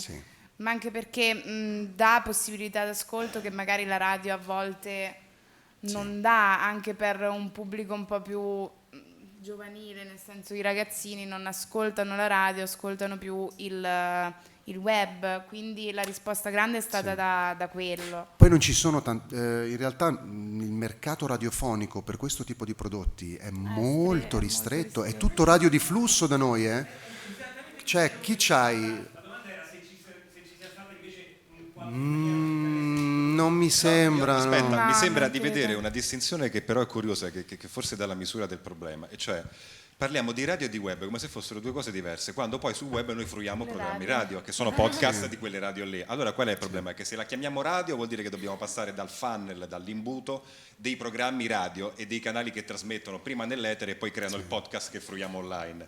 Se lo chiamiamo podcast e basta, vuol dire che non è passato attraverso quella macchina, ma è stato creato dal basso come avete fatto voi. Allora, io credo che ci sia un sacco di gente che fruisce determinati, come me d'altronde, perché io lo faccio ormai attraverso un piano dati da 20 giga, quindi per me non esiste più la radio intesa come antenna che deve ricevere. C'è un sacco di gente che fruisce delle trasmissioni che aveva abbandonato soltanto perché le può attaccare con l'app, con TuneIn, con queste cose qui, o le scarica, e quindi che fruisce una cosa vecchia in modo nuovo. Voi in realtà non avete fatto il giro dalle radio, sostanzialmente. No, ma poi Veleno l'abbiamo mandato, io non so quante radio. Questo è il tema, non siete riusciti a piazzare. No, ma no, sai, noi facciamo radio di musica, flusso, ci interrompe il flusso. Infatti a un certo punto mi ha detto, vabbè... Flusso di che? Sì, cioè mi ha detto, vabbè, allora ce lo facciamo noi, ce lo produciamo noi. Stanno nascendo anche un sacco di piattaforme, tra l'altro, per i podcast. E comunque c'è una differenza... Cioè, da noi il podcast è ancora inteso come la trasmissione radiofonica presa, diciamo, il file, che diventa un file da scaricare sul telefono, ma in realtà tutte le grandi serie podcast, e potremmo stare ore a consigliarvi Serial, a consigliarvi Dirty John, Freakonomics, Crime Town, c'è veramente tanta roba bellissima. Sono pensate, secondo me, è un'altra nicchia. Sì, cioè di in comune con la radio c'ha solo il microfono e il fatto che non ci siano immagini, però c'è una scrittura e un lavoro dietro che non è tanto, secondo me, da cultura radiofonica, è più un altro genere. Anche perché l'approccio che tu hai è leggermente diverso. Quando tu fai un programma radio che va in etere in un palinsesto fisso, ragioni pensando che devi catturare al volo qualcuno che passa. Quando invece fai un podcast che è pensato per essere un podcast, sai che ti stanno scaricando apposta. Allora è la differenza tra Netflix e la televisione. Esatto. Scrivi in un altro modo. Non ragioni sul prima o sul dopo, tu sei solo, fai quello che vuoi, invece su un programma radio pensi poi a chi c'è stato prima. Poi quando pensi ai palinsesti tradizionali pensi a un format che sia fisso. Voi cominciate con una puntata che dura 20 minuti e finite con una che dura 50, che è una cosa che è impensabile da fare in radio, perché comunque ti danno uno slot. Sì, certo. Ma era impensabile anche per noi. Mancano, credo, 5 minuti perché poi ci cacciate via, mi sbaglio? C'è una... Come no? Però la devi fare qui, perché sennò non si sente nella diretta. No, io sono originaria di quelle parti, conosco... Di che zona? Io sono vicino a Mirandola. Conosco il giornalista locale che se ne è occupato dall'inizio della Gazzetta di Modena. Esatto. E che è sempre stato convinto dal primo minuto che fosse una follia quella che stava accadendo. Quindi io vi racconto un altro modo di fruizione del vostro elaborato, perché ho apprezzato molto anche che abbiate messo lo scritto, i testi, perché io avevo l'urgenza proprio di approfondire, andare avanti. Poi ho ascoltato anche l'audio naturalmente e dopo anche i contributi video.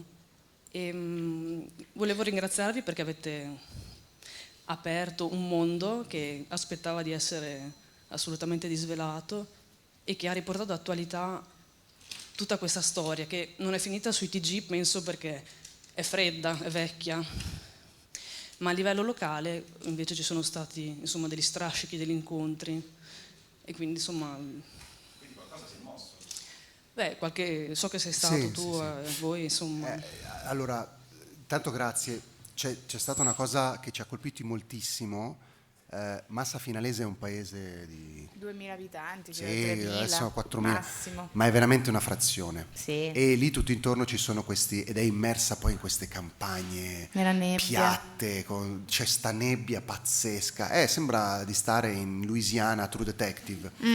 E ci sono, quindi è una comunità in cui si conoscono tutti. La cosa che ci ha veramente colpiti è che quando è uscita la serie tanti ragazzi ci hanno detto, ma ragazzi che parlo oggi avranno 25-30 anni, quindi che all'epoca erano coetanei di quei bambini, ci hanno detto che non ne sapevano nulla perché, e che poi ne hanno parlato con i genitori dicendo: ma scusate, ma voi mi avete mai raccontato sta roba che è successa qui? Perché tanto era lo shock, il timore, la paura delle famiglie di essere coinvolte, che avevano molti deciso di tenere i bambini all'oscuro di questa storia. E quindi di fatto tanti ragazzi ma ci hanno scritto su Instagram: ma io ero di Pavignane, non sapevo niente, ma io ero di qua, non sapevo niente. Cioè a Mirandola, siamo andati a Mirandola, in centro a Mirandola, nessuno si ricordava di questa storia, ma che per 3 anni tutti i giorni era sulla Gazzetta, Resto del Carlino, e i pedofili, e il prete, cioè un processo prima di illusione collettiva che diventa di rimozione collettiva. Di rimozione è collettiva. interessante questa cosa, ci penso. Sì. Ma avete avuto, io vi volevo chiedere tante cose, quanti minuti abbiamo ancora? Quanto abbiamo ancora? Fatemi un cenno, qualcosa. 5 minuti. Avete avuto feedback da altri che vi chiedono di raccontare storie simili? Di questa storia? Qualcosa, sì, dopo che avete raccontato Veleno, qualcuno si è fatto e ha detto ma c'è anche questo problema qui, altrove? No. Cioè, sì, no, allora quando escono queste storie qua ti contatta sempre il padre che ha perso, cioè, da tutta Italia ti scrivono per segnalarti questa storia qua. Noi ovviamente abbiamo lasciato una mail. Sì, però della caratura e dell'impatto sociale di Veleno no, ma perché credo che in Italia sia uno dei casi più impattanti sulla società che ci sia mai stato. Ci sono stati altri casi, l'asilo di Brescia, Rignano Flaminio, ce ne sono e sono poco conosciuti, però risolti in una maniera diciamo più positiva rispetto a Veleno. Quindi Sì. della caratura di Veleno no, tante storie. Sono singole, cresciuto a sì. 30 km da Rignano Flaminio Ah, sì? e ho sentito lì forte questa cosa. Questo è comunque il Festival del Giornalismo, ma con sta roba ci si mangia? No, perché mi veniva... Allora, con questa roba ci si mangerà, secondo noi. Esatto. Questa è la risposta, cioè noi ce ne siamo fregati dell'aspetto economico perché ci siamo innamorati di questa storia, è diventata anche una missione. Sì. Parliamo dalla mattina alla sera di sta roba. Anche adesso io sto rileggendo un sacco di carte, io poi sono uno che fa una cosa e si stacca e ciao, basta, perché comunque la vita deve andare avanti, ci sono 1000 cose da fare. E questa credo che ce la porteremo dietro fino al cimitero. Per rimanere in tema. Perché comunque sì, cioè però appunto ce ne siamo fregati perché volevamo aprire un mercato, perché crediamo che questo mercato, lo sappiamo che questo mercato ha un potenziale, i numeri di Veleno lo dimostrano e quindi ci si mangerà, però ripeto, tutto questo passa dalla volontà non solo nostra ma di altri giovani di fare giornalismo podcast, di fare giornalismo radiofonico, chiamatelo come audiogiornalismo, quello che volete, però fatelo perché c'è bisogno e c'è richiesta e ci sono ragazzi cioè la radio prima era un limite perché se non la sentivi la trasmissione ti perdevi la puntata, ciao. Adesso no. C'hai tutto qua, quindi questo è meglio del video, noi siamo qui a promuovere, è molto meglio del video perché sei libero di fare quello che vuoi e la sera poi ti guardi le tue serie sul divano. Sì, così. Senza nulla togliere. E allora, Veleno è una lama calda che affonda dentro il cuore della quale avevamo bisogno. Grazie a Pablo Trincia e Alessia Rafanelli. Grazie Alessio, grazie Arianna e agli organizzatori del festival, grazie.